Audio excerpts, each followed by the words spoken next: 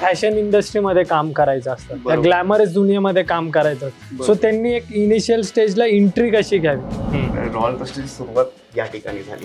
म्हणजे बाईक्स पण माझ्याकडे किती आहेत ते पण मी नाही सांगू शकत आणि कार्स किती आहेत ते पण नाही सांगू. आणि ही वर्ल्ड वॉर 2 ची बाईक आहे. आणि हे कुठनं बाय केलं होतं मग तुम्ही?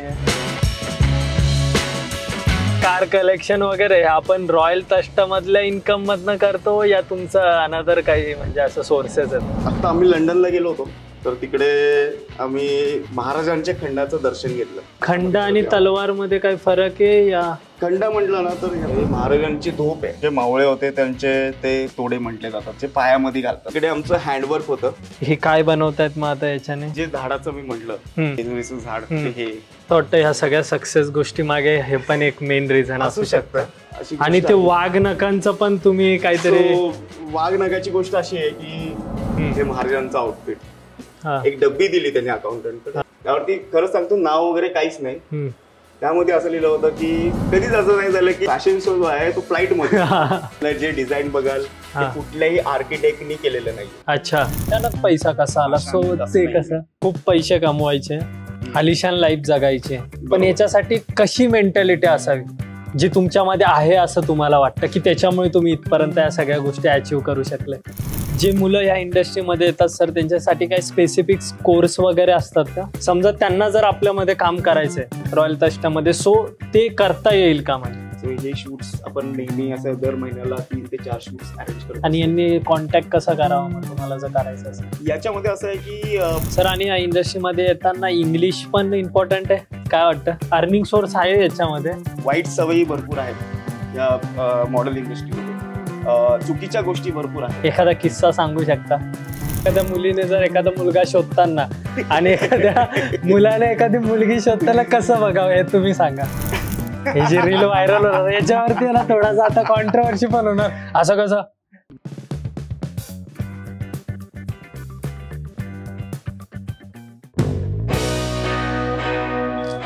हॅलो, हाय, कशात? मजेत एकदम. सकाळ सकाळी जास्त लवकर झालं का? हा, थोडंसं लवकर झालं. माझी जिम आणि त्या सगळ्या गोष्टी असतात. अच्छा, घरी जिम आहे माझी. अच्छा अच्छा, पण आपण बघू नंतर. म्हणजे मॉर्निंगला सकाळी 5 वाजता रुटीन चालू होतं. अच्छा, आणि 5 वाजता जिम असते, त्याच्यानंतर साधारण 6:30-7 पर्यंत जिम करतो. अच्छा, आणि नंतर ब्रेकफास्ट होतो माझा.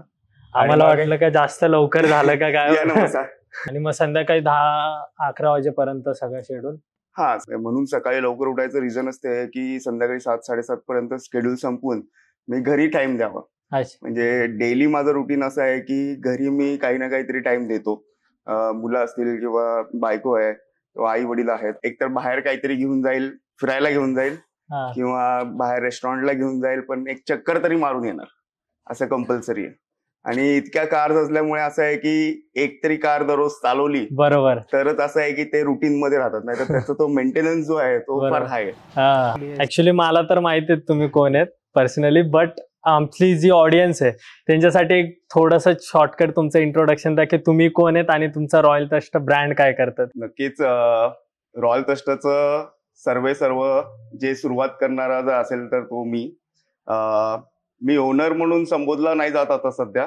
मी ऍक्च्युली कार्यकर्ता म्हणून, रॉयल तस्टचा एक कार्यकर्ता म्हणून संबोधला जातो, कारण की रॉयल तस्ट आता एवढं मोठं झालंय, एवढं वाढलंय की सगळेजण त्याच्यामध्ये काम करत असतात. त्यामुळे मी पण त्याच्यामधला एक कार्यकर्ता, मे बी एक्सायटेड कार्यकर्ता म्हणू शकतो किंवा त्याच्यामधला सर्वात मेन कार्यकर्ता म्हणू शकतो, जो डायरेक्शन देतो. पण बघायला गेलं तर रॉयल तस्ट जे आहे त्याची सुरुवात जी आहे ती, जसं मी सांगितलं की घराच्या खाली सुरुवात झाली. आपण त्याच ठिकाणी बसलोय ज्या ठिकाणी मी विचार करायचो. मी, माझी बायको असेल किंवा जे डिस्कशन्स व्हायचे ते आमच्या दोघांमध्ये इथेच व्हायचे. आणि जसं तुम्ही विचारलं की रॉयल तस्ट म्हणजे काय, नक्की काय आहे त्याच्यामध्ये, तर रॉयल तस्ट म्हणजे एक आपली संस्कृती आहे. जी संस्कृती, जी महाराष्ट्रातली आपल्या मातीतली संस्कृती आपण म्हणतो. बऱ्याच लोकांना महाराष्ट्राची संस्कृती म्हटलं तर बरेच वेगवेगळे विचार येतात, पण आमच्या हिशोबाने आम्ही महाराष्ट्राची संस्कृती मांडण्याचा प्रयत्न केलाय रॉयल तस्ट मधून. आणि हे किती वर्ष झाले सगळं चालू करून? 8 वर्ष रॉयल तस्टला पूर्ण होतील. बघायला गेलं तर माझा कन्स्ट्रक्शनचा बिझनेस आहे. अच्छा. आणि वडील जे आहेत तर ते पूर्ण कन्स्ट्रक्शन मध्ये आहेत. त्यांनी सुरुवात जी केली ती एकदम म्हणजे एकदमच बेसिक गोष्टींमधून सुरुवात केली. म्हणजे ते पण सायकलवरती जायचे कामाला. मीटर टेस्टर होते. ज्यावेळी वडिलांची जी मेहनत, वडिलांची जे गोष्टी आहेत त्याच्यामधूनच ह्या गोष्टी आम्ही शिकत आलो. आणि ही अचानकच म्हणजे ही आवड कस काय तुमची फॅशन वगैरे ह्या सगळ्या गोष्टीमध्ये? मला आठवतंय मी 6वी-7वीत होतो त्यावेळेपासूनच मित्र मला घेऊन जायचे की अरे मला कपडे घ्यायचे आहेत दिवाळीला, ह्याला कपडे घ्यायचे आहेत आणि तू सांग ना काय घालायचं, सगळ्या गोष्टी. नंतर माझं सिव्हिल इंजिनिअरिंग झालं. मी माझ्या वडिलांचा जो बिझनेस आहे त्याच्यामध्ये मी जॉईन झालो, सगळ्या गोष्टी झालो. आणि कुठेतरी असं वाटायचं की काहीतरी कमी आहे, काहीतरी गोष्टी असं राहतंय काहीतरी. म्हणजे आपण पूर्ण दिवस काम करतो पण काहीतरी असं वाटायचं की काहीतरी कमी आहे, काहीतरी पेंडिंग वाटतंय. लग्नाच्या वेळी ज्यावेळी मी म्हटलं, याला तर साक्षीदार माझी वाईफ पण आहे, की माझी खूप इच्छा होती धोतर घालायचं आणि थोडं महाराष्ट्रीयन पद्धतीने लग्न करायचं, ती नऊवारी घालेल. आणि घरी मी बोललो, घरचे म्हटले की असं कसं शक्य आहे, म्हटले की तिथं इतकी लोक येणार, 10-10 हजार लोक येणार तिकडे आणि ते एवढे सिंपल तुम्ही ड्रेसेस घालणार. मला त्याच वेळी असं क्लिक झालं, म्हटलं की असं कसं, म्हणजे की आज आपण आपले ड्रेसेस जे आहेत ते आपले ड्रेसेस नाही घालायचे. सो ते मनाला कुठेतरी लागलं. पण त्यावेळी आता घरच्यांसमोर बोलू शकलो नाही. म्हणजे मला असं का सांगितलं गेलं की नाही तिने लेहंगा घालावा आणि मी शेरवानी घालावं. पण बघायला गेलं तर ती गोष्ट खरंच होती की त्याच्यामध्ये एक डिझायनर वे होता, त्याच्यामध्ये एक कुठे ना कुठेतरी एक रिचनेस होता त्या गोष्टींमध्ये. कारण की त्यांचे फॅब्रिक्स जे वापरायचे किंवा गोष्टी ज्या, आणि काहीतरी नवीन व्हेरिएशन त्याच्यामध्ये येत होतं, जे की आपल्या गोष्टींमध्ये कधी कोणी ट्राय पण केलं नव्हतं आणि ना कधी ते आलं पण. सो त्यावेळी मग मी विचार केला की नाही, आपण पण आपले जे धोतर्स आहेत किंवा आपले जे नऊवारी आहे, मेन नऊवारी जी आहे, तर त्याला आपण कुठेतरी डिझायनर वे मध्ये फॉर्म करू, काहीतरी डिझायनर गोष्टी घेऊन येऊ त्याच्यामध्ये. आणि मग आम्ही वेल्वेटची नऊवारी जी आहे, ती पहिली आम्ही नऊवारी जी आहे ती आम्ही वेल्वेटची, म्हणजे पहिलं व्हेरिएशन जर म्हटलं आपण की नऊवारीमध्ये जर पहिलं व्हेरिएशन आफ्टर पैठणी आणि या सगळ्या गोष्टींनंतर जर पहिलं व्हेरिएशन असेल तर ते आहे वेल्वेटची नऊवारी. बनवताना खूप त्रास झाला. त्यांचे जे डिझायनर होते ते त्यांनी म्हटले की हे पॉसिबलच नाही, म्हणजे वेल्वेटची नऊवारी शक्यच नाही, हे बनवूच शकत नाही, ती स्टिचच नाही होऊ शकत, त्याला फुगा येईल, त्याला नाही इकडनं ते जाणारच नाही, तो ड्रेप बसणारच नाही. असे बरेच काही क्वेश्चन केले. म्हटलं नाही, बनवायची म्हटलं तर बनवायची, अशा पद्धतीने विचार केला आणि ती बनली. म्हणजे बनताना पण बराच त्रास, म्हणजे की त्याच्यामध्ये आम्ही कमीत कमी नाही म्हटलं तर एक 50 मीटर फॅब्रिक आम्ही त्याच्यामध्ये वेस्ट केला असेल ती बनवताना. म्हणजे त्याचा जो ड्रेप आहे, त्याचं जे ते जसं म्हणते की फुगा येईल, सगळ्या गोष्टी, तर त्याच्यावरती व्हेरिएशन करत, त्याच्यामध्ये वर्क करत, अपडेट करत मग ती बनली. आणि बनल्यानंतर एवढी सुंदर झालेली. आम्ही ती लावली डिस्प्लेला, पण कोणी बघायला तयार नाहीये. येत आहेत लोक, पण त्यांना पाहिजे तेच ट्रेडिशन, त्याच गोष्टी तशाच पद्धतीने. मग आम्ही विचार केला की नाही, याला कुठेतरी आपल्याला मार्केट करावं लागेल, गोष्टी पुढे घेऊन जायला लागतील. आणि म्हणून आम्ही सोनाली कुलकर्णीशी डिस्कशन केलं. सोनाली ताई म्हणतो मी तिला. सो सोनाली ताईमुळे झाली आणि तिने घातली, त्याचे फोटोज याच्यावरती गेले आणि ते इतके सुंदर दिसत होते. आणि त्याच्यानंतर मग आमच्या स्टोअरमध्ये लाईनच लागली की वेल्वेटचीच नऊवारी पाहिजे. सो अशी स्टोरी आहे ती नऊवारीची. आणि तशाच पद्धतीने एक अंगरखा जो आहे, तुम्ही बघितला असेल की तो जो त्यावेळी जे महाराजांचा जो ड्रेस असेल, तो पॅटर्न आहे, त्याला एक अंगरखा म्हणून बोललं जायचं. आणि तो अंगरखा जो आहे तर तो मी बनवून घेतला, त्याच्यावरती पण भरपूर वर्क केलं, गोष्टी केल्या आणि ते बनवून घेतला. आणि ज्यावेळी ते घालून आमचे मॉडेल ज्यावेळी बाहेर आला, त्यावेळी डिझायनर हसायला लागले. म्हटलं का हसताय? त्यामुळे थोडं लेडीज सारखं दिसतं. तर त्याचा जो खालचा जो घेर आहे तो एक अनारकली जो आहे, मुलींचा जो अनारकली असतो, तो तशा टाईप मध्ये दिसतो. आणि ते हसायला लागले. म्हटलं की तू स्वतः मॉडेल तो तिथं ऑकवर्ड झालाय, तर मग कधी आपण आमदार या सगळ्या गोष्टी कधी पुढे न्यायच्या. बरोबर. बट त्याच्यावरती पण आम्ही, म्हणजे मी म्हटलं ज्यावेळी ते हसले त्याच्यानंतर तर मग मी तर पूर्ण म्हणजे मला कसं आहे माहिती का, माझी गोष्ट एक आहे की मला वाटतं कोणीतरी हसावं माझ्यावरती. अच्छा. मला कोणीतरी नावं ठेवावी. जर नावं ठेवतायत आणि कोणी हसलं ना, तर मला असतं की आता तर मी तर करूनच दाखवणार बस. ज्यावेळी ते हसणं झालं, सगळ्या गोष्टी झाल्या, त्याच्यानंतर तर मी 10 अंगरखे बनवले आणि ते लाईनशीर लावून ठेवले. पण अगेन जर जिद्द मनामध्ये असेल ना, तर तरच गोष्टी होतात. असं नाही की जिद्दीने मी फक्त बनवून टाकले, आता ते बनवलेत आणि ते फक्त आता काय डोक्यावरती मारून घ्यायचे का त्या गोष्टी. म्हणजे हे स्वतः तुम्ही टीचर्स वगैरे डिझायनिंग वगैरे नक्की रोल काय? मी टीचर्स वगैरे नाही, म्हणजे आता फॅशन डिझायनिंग मध्ये पण बरेच प्रकार असतात, गोष्टी असतात. मला जे आहे ते पॅटर्न्स बनवून घेतो. अच्छा. म्हणजे मी I am like more than designer, I am a stylist. म्हणजे की ते स्टाईल कसं असावं, म्हणजे की समोरच्याला गोष्टी कशा चांगल्या दिसतील, बेटर दिसतील, आणि कुठला ड्रेस चांगला दिसेल, कुठला पॅटर्न चांगला दिसेल. जर समजा त्याची हाईट कमी आहे, कुठला पॅटर्न घातला तर त्याची हाईट चांगली दिसेल किंवा अप दिसेल. बरोबर. तो स्किन टोन जो आहे, तर स्किन टोनच्या कुठल्या हिशोबाने कुठलं चांगलं दिसेल, तर त्याचं नॉलेज जे आहे. आणि मी तिथे म्हटलं ना तुम्हाला की हे नॉलेज तुम्हाला स्कूल कॉलेजेसमध्ये नाही दिलं नाही. हे आपण म्हणतो ना एक आर्टिस्टची कला, तर ती कला कुठे ना कुठेतरी लहानपणापासून, जसं मी म्हटलं की मित्र घेऊन जायचे आणि मी असं 2 मिनिटात तिथं असं 10 ड्रेस पडले, असं हे घाल, हे चांगलं दिसेल. म्हटलं काय, तो अजून आला पण नाही स्टोअर मध्ये, लगेच सांगतोय मला की हे चांगलं दिसेल. म्हटलं घाल तरी. आणि मित्र त्याच्यावर काय करायचे, ते घालायचे, ते बघायचे, त्याच्यानंतर बाकी 10 ड्रेस घालायचे, पण घेताना तेच घ्यायचे. मी तर बोललेलं तुला बेबू बाय स्टास्टा, त्याच्यामध्ये लहान मुलांचं पण तुम्ही काहीतरी चालू. बरोबर. तर बेबू हा टॉपिक फार डिफरंट आहे, म्हणजे की तो एक माझा खूप क्लोज टॉपिक आहे. त्याच्यामध्ये जे आहे की एक तर पहिली गोष्ट, ते ज्या ठिकाणी चालू झालंय त्याच मी काय म्हणतो, आपण डायरेक्ट लोकेशनला जाऊनच जर हे जास्त, म्हणजे तुम्हाला ते रिलेट पण होईल आणि ऑडियन्सला पण. मग आपण जाऊया.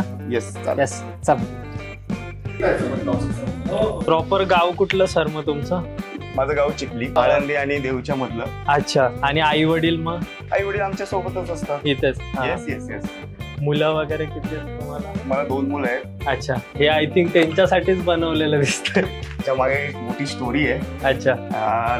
असं आहे की रॉयल तस्ट जर बघायला गेलं ना, रॉयल तस्टची सुरुवात या ठिकाणी झाली. अच्छा. हो, म्हणजे या छोट्याशा जागेमध्ये हे पार्किंग होतं. हे जे आहे हे पार्किंग होतं. इथे सायकली आणि काही बाईक्स लागायच्या. आणि मी त्यावेळी रॉयल तस्ट इकडे चालू केलं. लग्नाच्या आधीपासून असं होतं की नाही, मला मुलगी पाहिजे, असं मला लग्नाच्या आधीपासून होतं. अच्छा. की ते असं की छोटं बाळ, मुलगी म्हटलं तर त्याला कसं ना की वेगवेगळ्या गोष्टी करता येतात, काही आपल्याला ड्रेसेस घालता येतात, त्यांची वेणी असेल किंवा त्यांचे जे ऍक्सेसरीज येतात, या गोष्टी अशा खूप अशा फॅसिनेटेड वाटायच्या की तिला आपल्याला नटवता येईल, गोष्टी करता येतील. आणि मग ज्यावेळी दुसराही मुलगा झाला, त्याच्यानंतर मग असं वाटलं की अरे आता मग कसं काय करायचं आता, की मुलीचं प्रेम जे आहे ते कसं मिळवायचं. आणि म्हणून मग त्यावेळी जे आहे की इथं एक तर धुळकात पडलंय सगळ्या गोष्टी, विचार केला की नाही, इथं आपण अशी काहीतरी एक छोट्या मुलांची गोष्ट चालू करू. त्यामध्ये जर बघितलं तर सर्वात जास्त जर ड्रेसेस तुम्ही बघितलं तर गर्ल्सचे दिसतील. ती इच्छा जी आहे ती इथे कम्प्लीट होती. म्हणजे इथे छोटे छोटे गर्ल्स येतात आणि त्यांना इथे ड्रेसेस घातले जातात. मी येत जात असतो इकडे, त्यांना बघतो, त्यांच्याशी बोलतो. ती गोष्ट तुम्ही नटवलं जातं, वेगवेगळे त्यांचे ड्रेसेस बनवले जातात. ऍक्सेसरीज तुम्ही बघाल तर आम्ही ऍक्सेसरीज पण बनवतो. छोटे पर्स जे आहेत हे त्यांचे असे छोटे पर्स येतात. सो याच्यामध्ये मी आनंद घेतोय, त्यांची खुशी बघून, त्याच्या गोष्टी बघून. बरोबर. छोट्या गर्ल्सचे डॉल्स असतात, छोटे, त्यांची एक फेवरेट डॉल असते. सो ते डॉल्स पण घेऊन येतात इकडे आणि त्यांच्यासाठी पण आपण ड्रेसेस बनवतो. अच्छा. आहे डॉल. ही आमची फर्स्ट डॉल आहे इकडची, बेबूची. अच्छा. सो ह्याचं नावच बेबू आहे. अच्छा. आणि ते छोट्या पप्पीज वगैरे साठी पण करता असं बघितलं होतं. सो काय होतं की मग बऱ्याच वेळा आम्ही बघितलं की ती लहान मुलं त्यांचे ते छोटे पप्पीज आणि सगळ्या गोष्टी घेऊन येतात. त्यांनी म्हटले की आम्हाला याच्यासाठी पण बनवायचंय, तसं त्यांच्या डॉलसाठी बनवायचे, तर म्हणायचे आम्हाला याच्यासाठी पण बनवायचंय. म्हटलं करा आपण त्याच्यामध्ये पण चालू करू नक्कीच.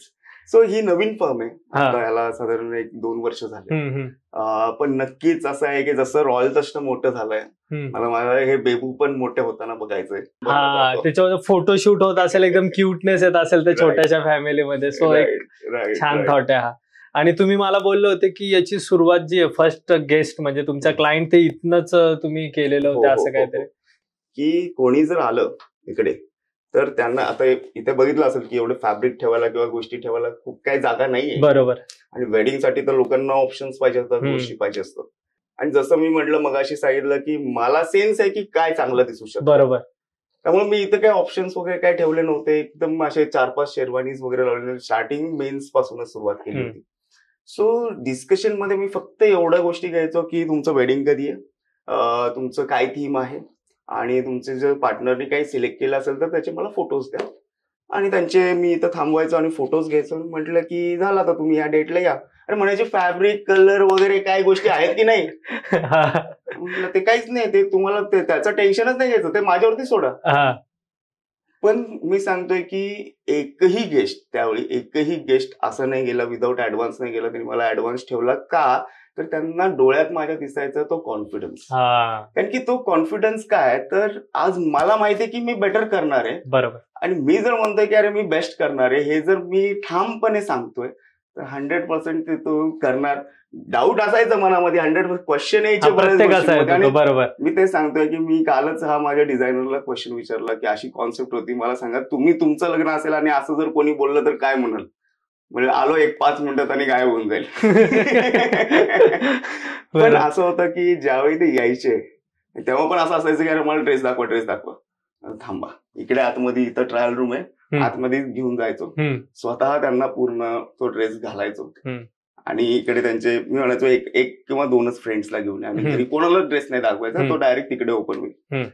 ते फ्रेंड्स इथं बसलेले असायचे आणि जसे ते आले बस डोळे एवढे मोठे व्हायचे त्यांचे, आणि जी त्यांच्या चेहऱ्यावरचा जो आनंद दिसायचा, आणि हा पण तिकडे जाताना जो आनंद दिसायचा, अरे तो साज जेव्हा चढतो ना आपलं, त्या झोन मध्ये जातो माणूस डायरेक्ट महाराजांच्या झोन मध्ये. सो ती एक कॉन्फिडन्स ऑटोमॅटिक येत असेल त्याच्यामध्ये. सो ती बघितल्यावरती तुम्हाला जास्त भारी वाटत असेल. आय थिंक तो जो आनंद आहे ना, तो आनंद मी सांगतो ना की मी आता त्या सिव्हिल फील्ड मध्ये आहे, तिकडे मी फ्लॅट सेल करतो, जागा सेल करतो, पण तिथे जे जो आनंद नाही ना तो ह्या ठिकाणी आहे. जॉब वगैरे या फंक्शनमध्ये पडलेच नव्हते का मग कधी? जॉब असं नाही, पण मी पॅरिसला होतो.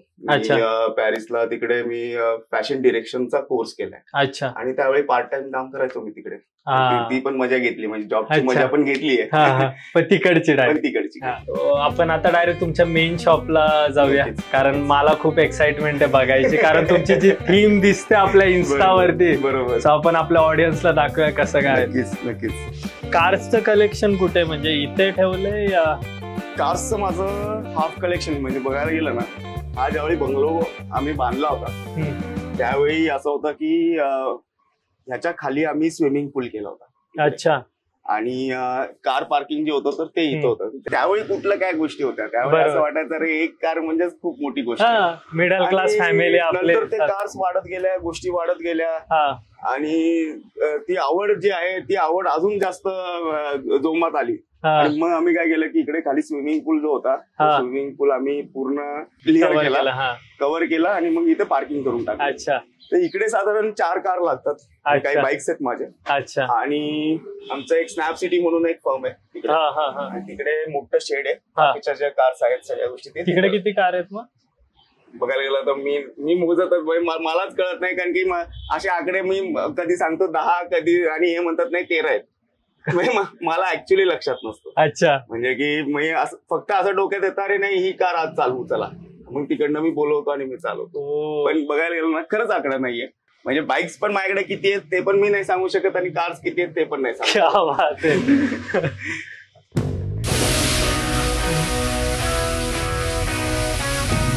इकडे माझे बाईक्स आहेत. अच्छा. बाईक मध्ये कुठल्या आहेत म्हणजे? मी कलेक्शन म्हणण्यापेक्षा मी आवड जपतो. बरेच जण कलेक्टर काय करतात की फक्त कार्स किंवा बाईक्स घेतात आणि ते फक्त एक गॅरेजला लावलेले असतात. बरोबर. हे माझे सगळे जे कार्स किंवा बाईक्स आहेत ना हे चालू आहेत आणि हे चालवतो. म्हणजे असं असतं की हे दररोज आहेत ना, त्याला एक किक देतात किंवा एक ते स्टार्ट करतात. बरोबर. म्हणजे की मला असतं की मी संध्याकाळी जर आलो तर एक कार किंवा बाईक चालवणार आहे, आणि मला ते रनिंग मध्ये पाहिजे. मला असं पाहिजे की मी स्वतः ते चालवतोय, मी ते स्वतः कुठेतरी लोणावळ्याला घेऊन गेलोय किंवा महाबळेश्वरला घेऊन गेलोय, तर असं मला ती गोष्ट खूप आवडते. ऍक्च्युली मला बाईक मधला आणि कार मधला एवढं नाहीये. सो तुम्हीच आपल्या ऑडियन्स साठी सांगा कुठल्या गाडीला काय काय म्हणतात ते. येस. सो ही BSA आहे, ही 1954 ची आहे, आणि ही वर्ल्ड वॉर 2 ची बाईक आहे. म्हणजे त्यावेळी ती मिलिटरी जी आहे तर ही बाईक्स युज करायची. आता ही बाईकचा जो यूज आहे काय आहे, ही 500cc आणि 2 स्ट्रोक इंजिन आहे. सो त्यामुळे याची जी पॉवर आहे ही पॉवर into 4 टाइम होते. अच्छा. 500 into 4 टाइम होते. हे कशासाठी युज व्हायचं तर त्यावेळी मिलिटरीच्या ज्या मोठ्या ट्रक्स असायच्या ना तर त्या ट्रक्स त्या कुठल्या चिखलामध्ये वगैरे जर अडकले तर ह्या बाईक ज्या आहेत त्या ह्याला दोरी लावून ही बाईक्स त्या ट्रक्सला त्या चिखलामधून बाहेर काढायची. सो अशी ह्या बाईकची खासियत आहे. आणि तुम्ही बघितलं तर इथे ना लाईट जी आहे त्याला लाईटला हे वरती कव्हर आहे. ओके, ह्याची लाईट जी आहे तर ही लाईट अशी खाली पडते. त्याचं रिझन असं आहे की वर्ल्ड वॉर II मध्ये विमानावरती फिरायची. बरोबर. आणि जर कुठे जर लाईट दिसली तर ते डायरेक्ट सो त्यामुळे याला जी लाईट आहे ती लाईट अशी सरळ जर केली तर ते विमानांमधून दिसू शकते. बरोबर. सो त्यामुळे त्याची जी आहे लाईट. आणि हे कुठनं बाय केलं होतं मग तुम्ही? स्पेशल बाईक जे असतात त्याचे ऑप्शन्स असतात. अच्छा. सो मला ही आयडिया नव्हती पण माझे फ्रेंड थ्रू मला हे आयडिया मिळाली की असं गोष्ट आहेत आणि मला ती मिळाली ऑप्शन मध्ये. ही आहे Ducati Panigale. This is my most favourite कारण की one of the fastest bike. आणि ह्याचं काय आहे ना हे कोर्स एडिशन आहे. कोर्स एडिशन जे आहे ते फक्त रेसिंग ट्रॅक साठी युज होतं. सो स्पेशली याचे जे इंजिन पॉवर टायर्स ह्या सगळ्या गोष्टी ज्या आहेत त्या रेसिंग ट्रॅकच्या हिशोबाने आहेत. सो आणि ही बाईक जी आहे ही विदाउट किट म्हणजे आपण पूर्ण म्हणतो की जे किट घातल्याशिवाय ही बाईक्स बिलकुल पण मी स्वतः तर नाही चालवत. अच्छा. म्हणजे ऍज अ सेफ्टी. आणि बाकीच्यांना पण रेकमेंड नाही करत की त्यांचं पूर्ण जे हेल्मेट्स आणि या सगळ्या गोष्टी ज्या आहेत ह्या वेगळ्या प्रकारचे पूर्ण किट घालायचं म्हटलं ते अर्धा तास लागतो. हे काहीतरी युनिक दिसतंय. ही युनिक आहे. ही इंडियन मोटरसायकल म्हणून एक बाहेरचा ब्रँड आहे. अच्छा. आणि त्याची ही बाईक आहे. हे कस्टमाइज आहे या ऑलरेडी तशा मॅन्युफॅक्चरिंग होतं? ही जी आहे इंडियन बाईकनी मला कस्टमाइज करून दिली. म्हणजे त्यांच्याकडे ही जी इंडियन बाईक जी स्पेशली अफलुजा म्हणून ह्याचं एक कलेक्शन त्यांनी बनवलं होतं. Very limited collection. त्या लिमिटेड कलेक्शन मधलं हे कलेक्शन आहे. आणि ही चालवता तुम्ही इकडे? लोकांचे रिॲक्शन खतरनाक असतील. रिॲक्शन म्हणजे कसं असतं माहिती का की समजा मी असा गेलो इकडनं असा डर गेलो आणि इकडे बाजूला समजा आपण थांबलोय बोललो मग ते 2 मिनिटं विचार करतात की काय गेलं काय कडनं. एवढे स्पीड नाही पण ते म्हणजे की ती बाईकच वेगळी आहे ना काहीतरी विचार करतात अरे गेलं काय इकडनं बाजूला म्हणजे काय बाईक गेलं का काय गेलं काही कळत. स्पेशली ही बाईक काढल्यावरती होत असेल तसं. ह्याचं इंजिन होतं आणि मग याची मी बॉडी बाहेरनं मागवली आणि मग ते पूर्ण कस्टमाइज करून मग या सगळ्या ना. येस. सो BMW ची one of the first bike. अच्छा. म्हणजे की जी सुरुवात जी होती BMW पहिले कार्स नाही बनवायची बाईक्स पासून. बरोबर. One of the first bike आहे ती. आणि ही एक आहे BMW. एक छोटी डर्ट बाईक मुलांसाठी घेतली आहे. अच्छा. ते करतात काही प्रॅक्टिस ह्याच्यावरती. चालू असते त्यांची प्रॅक्टिस. किती वर्षाचे आहेत ते? आता 7 आणि 5 वर्षाचे. अच्छा. स्पेशली मी रोड साठी रेकमेंड नाही करत त्यांना. पण आमचं फार्म हाऊस आहे. फार्म हाऊसला तर त्या ठिकाणी मी त्यांना थोडंसं प्रॅक्टिस देत असतो त्या गोष्टींची. बरोबर. कूल आहे. पण या एवढं बाईक कलेक्शन तुमचं या किती वर्षामध्ये केलेलं कलेक्शन? दरवर्षी काय ठरवता स्पेसिफिक 2-3 असे घेऊन? स्पेसिफिक नाही. आता काय झालंय की घरची आता थोडीशी चिडचिड होती आता घरच्यांची. काय होतं की वडिलांच्या कार्स आता बाहेर लागायला लागले माझ्या आतमध्ये. त्यामुळे असं झालंय की आता नाही बाद झालं आता तुझं कलेक्शन बाद झालं आणि जर काय कलेक्शन करायचंय तर ते तुकडं तिकडे लावतो. आता त्या स्नॅप सिटी जे आहे ना तिकडे केलं ना तिथे लाव. तर प्रॉब्लेम असा होतो ना की मला असं आहे की आपल्या कार्स आपल्या जवळ पाहिजे. बरोबर. तर त्याची मजा आहे. खाली आलो ती काढली चालवली कारण की एकतर एवढा टाइम नसतो. बाकी एवढे बिझनेसेस झाले तेवढ्या गोष्टी झाल्या तेवढी रिस्पॉन्सिबिलिटी वाढली त्यामुळे टाइम नसतो. आणि मग ती तिकडे जा कार घ्या त्यापेक्षा मग आता थोडस मी कलेक्शन थांबवलंय. लेट सी अजून एक प्लॉट घ्यायचं चाललंय बाजूला. अच्छा. फक्त पार्किंग साठी. आता मिळत नाही इकडे प्राधिकरण मध्ये फार डिफिकल्ट झालं. ऍक्च्युली हे सर्व दाखवण्याचं एकच कारण आहे की आमच्या वयाचे जे युथ आहे त्यांना एक इन्स्पिरेशन भेटलं पाहिजे. नक्कीच. की आपला एक मराठी माणूस सुद्धा ह्या लेवलचं काम करतोय. सो तुमची एक जर्नी आहे जी आपण आता पुढे डिस्कस करू. सो हे आपण त्यासाठी दाखवतोय. बाकी काही अतिशयोक्तीचा प्रकार नाहीये. सो आहे तुम्हीही करू शकतात. फक्त स्वप्न ठेवा. स्वप्न म्हटलं तर जसं मी माझी एक स्टोरी आहे लहानपणाची की मला लहानपणापासून कार्स खूप आवडायचे. असं होतं की आता त्यावेळी मोठ्या कार्स म्हणजे काय माहितच नव्हतं कारण की आपल्याकडे ते कार्स दिसायच्याच नाही. पण ते कुठल्याही ते आपल्या स्टोअरमध्ये गेल्या ना तर ते छोट्या कार्स जे असायचं ना ते मॉडेल्स असायचे ना ते खूप आवडायचे. एकदा पहिल्यांदा आमच्या एरियामध्ये असं आलं की तिथे एक रिमोटची कार आली. म्हणजे त्यावेळी रिमोटची कार फार अशा रेअर आणि म्हणजे असं फक्त आम्हाला लहानपणी असं असायचं की अरे रिमोटच्या अशा कार येतात, पण पहिल्यांदा ती एक स्टोअर मध्ये ती रिमोटची कार आली. आणि मी आईला म्हटलं की मला पाहिजे. तर आईने अशी कंडिशन टाकली की या वर्षी जस्ट सुरुवात झालेली, मला वाटतं की सुरुवात होती काहीतरी 4थची सुरुवात झाली होती. आणि त्यावेळी मी म्हटलं की मला ही कार पाहिजे. आणि आई म्हटली की नाही, जर तू एक्झाम मध्ये 80% जर पडले, 80च्या पुढे लागतील, 80 पण नाही 80च्या पुढेच पाहिजे, तरच तुला ही कार घे. मी सांगतो की त्याच्या आधी मला तिसरीला मला वाटतं की मला 60% होते, पण 4थीला मी सांगतो की इतका अभ्यास केला त्या कारसाठी की मी 82% पाडले आणि मी ती कार घेतली. आणि ती कार अजून पण माझ्याकडे. म्हणजे की ते जे फॅसिनेशन होतं, त्या गोष्टी होत्या आणि ते मॅनिफेस्टेशन म्हणतो ना आपण, बरोबर, की मॅनिफेस्ट जे आहे ते मला असं वाटतं की ह्या कारचं मी लहानपणीच केलंय. की म्हणजे ती मेहनत, त्या गोष्टी तेव्हापासूनच सवय लागली की जर आपल्याला ही गोष्ट पाहिजे, जिद्द आणि चिकाटी आणि मेहनत लागणार आणि तरच आपण या गोष्टी. हा एक मेन पॉइंट आहे लाईफ मध्ये एवढे सगळे अचीव्ह करण्यामागे, की लहानपणापासूनच ते ना की पाहिजे तर पाहिजे, पण ते पण असं आहे की मेहनत करून असं नाहीये की पाहिजे तर पाहिजे. म्हणजे आजकालची मुलं आपण बघितली की त्यांना पाहिजे तर पाहिजे म्हणून ते खाली बसतील आणि लोळा घालतील आणि रडत बसतील, रस्त्यावरती रडत बसतील की नाही आम्हाला पाहिजे म्हणून. आणि त्यांना आणि दिलं पण जातं. म्हणजे एवढ्या गोष्टी की एवढं रडेपर्यंत त्यांना दिलं पण जातं. पण मला असं वाटतं की ती आई वडिलांची शिकवण, जसं म्हणलो की आपली संस्कृतीमध्ये त्या गोष्टी लिहिलेल्या आहेत की जर कुठलीही गोष्ट पाहिजे तर त्या गोष्टींसाठी तुम्हाला ते फळ मिळवण्यासाठी तुम्हाला तेवढी मेहनत, तेवढी चिकाटी तुम्हाला घ्यावीच लागेल. आणि आई वडिलांनी लहानपणापासून त्या गोष्टी ऍक्च्युली तेव्हाच जाणीव राहते. लगेच पण तुम्ही जर सगळ्या गोष्टी प्रोव्हाइड केल्या तर मग ते फक्त बरोबर भेटतं आपल्याला बोललं की. आणि रॉयल कस्टमध्ये बघायला गेलं तर मी एकही सिंगल रुपये मी जे आहे ते वडिलांकडून नाही घेतला. आणि आईची त्यावेळी इच्छा असायची की आई म्हणायची की ठीक आहे, तू आज वडिलांच्या नावाने ओळखला जातोय. म्हणजे की 10वी 12वी पर्यंत आई तेच सांगायची की मी त्यावेळी माझ्याकडे काही बाईक होती किंवा काय होती, तर त्यावेळी म्हणायची की नाही, तू वडिलांच्या नावाने ओळखला जातोय, पण माझी इच्छा आहे की वडील तुझ्या नावाने ओळखले जावेत. आणि आज खरंच सांगतो की रॉयल कस्टमध्ये कुठले गेस्ट आले आणि जे वडिलांच्या ओळखीचे नाही त्यांचा कॉल जातो, जरा सरांना सांगा थोडं काही डिस्काउंट वगैरे काही नाही, तर अपॉइंटमेंट भेटत नाही त्यांची, सांगा जरा अपॉइंटमेंट. बरोबर.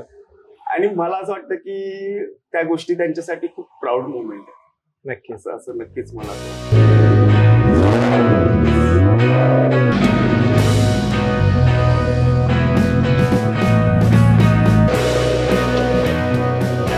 ऍक्च्युली मी पण फर्स्ट टाइम अशा कार मध्ये बसलो, आधी कधी बसलेलं नाही. जीव जात असेल असं जेव्हा लागते तेव्हा सवय झाली. तिथे खाली तेवढी ऑटोमॅटिक स्ट्रॉंग पण झाली मला वाटतं खाली. एक थोडा out of the box question आहे. मीन्स ह्या सगळ्या कार कलेक्शन वगैरे आपण रॉयल तस्ट मधल्या इन्कम मधनं करतो या तुमचं अनदर काही म्हणजे असं सोर्सेस आहेत इन्कम? बघायला गेलं ना तर रॉयल तस्ट मी सुरुवातच वेगळ्या गोष्टींसाठी केली आहे. त्यामुळे रॉयल तस्टचा इन्कम जो आहे मी पर्सनल गोष्टींसाठी खरं बोललं तर यूज नाही करत. मी रॉयल तस्टचा जेवढाही इन्कम आहे तो शक्यतो सामाजिक कार्य आणि माझ्या एम्प्लॉईजची डेव्हलपमेंट आणि दुसरं रॉयल तस्टची ग्रोथ, या 3 गोष्टींसाठीच करतोय. त्यामुळे मी हे जे कार्स आहेत किंवा काय आहेत, माझे बाकीचे बरेच बिझनेस आहेत जे मी स्वतः डेव्हलप केलेत. जसं की स्नॅप सिटी आहे, तस्ट फोटोग्राफी आहे. तर असं नाही की जो वडिलांचा आधीपासून बिझनेस चालू आहे त्याच्यामधून ह्या कार्स सगळ्या घेतलेल्या आहेत असं नाहीये. कन्स्ट्रक्शन मध्ये आपले रेसिडेन्शियल आहेत, कमर्शियल आहेत. सो आता रॉयल तस्ट ज्या ठिकाणी आहे तो मॉलही आपणच स्वतः डेव्हलप केलाय. म्हणजे तो तुमचाच मॉल आहे पूर्ण? तो मॉलच आपला आहे. क्या बात. आणि मेजरली त्याच्यामधला जो कन्स्ट्रक्शन पार्ट आहे तो मी माझ्या साईडनी मी स्वतः बघतो. आता आपले टोटल PCMC एरियामध्ये 5 साईट चालू आहेत आणि सगळे असे 1000+ हाऊसेस असे सगळे स्कीम चालू आहेत.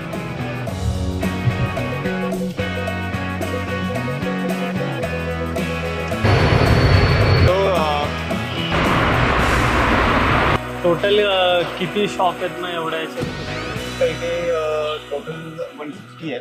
आपण एक अख्खा फ्लोअरच घेतलाय ना तो वरचा थर्ड नंबर. तिकडचा जो आहे तो एक फ्लोअर आहे त्या साईडचा. हा हो भाई साहब काय एंट्री आहे. हे ओव्हर खरंच हल्दी वगैरे टाकलेली आहे वर. हो, आपण मल्हार कलेक्शन आता घेऊन आलेलो ना. हा तर मग आम्ही आता थीम केली की पूर्ण आपल्याला आतमध्ये सगळं मल्हार सारखं दिसायला पाहिजे. सगळं भंडारा टेक्स्चर किती छान वाटतंय ते येल्लोइश. ऍक्च्युली भंडारा लावून. हा ना. हो, ऍक्च्युली भंडारा सही. आणि लाईट पण किती छान आली. हो, हे प्रॉपर आले सनलाइट वगैरे.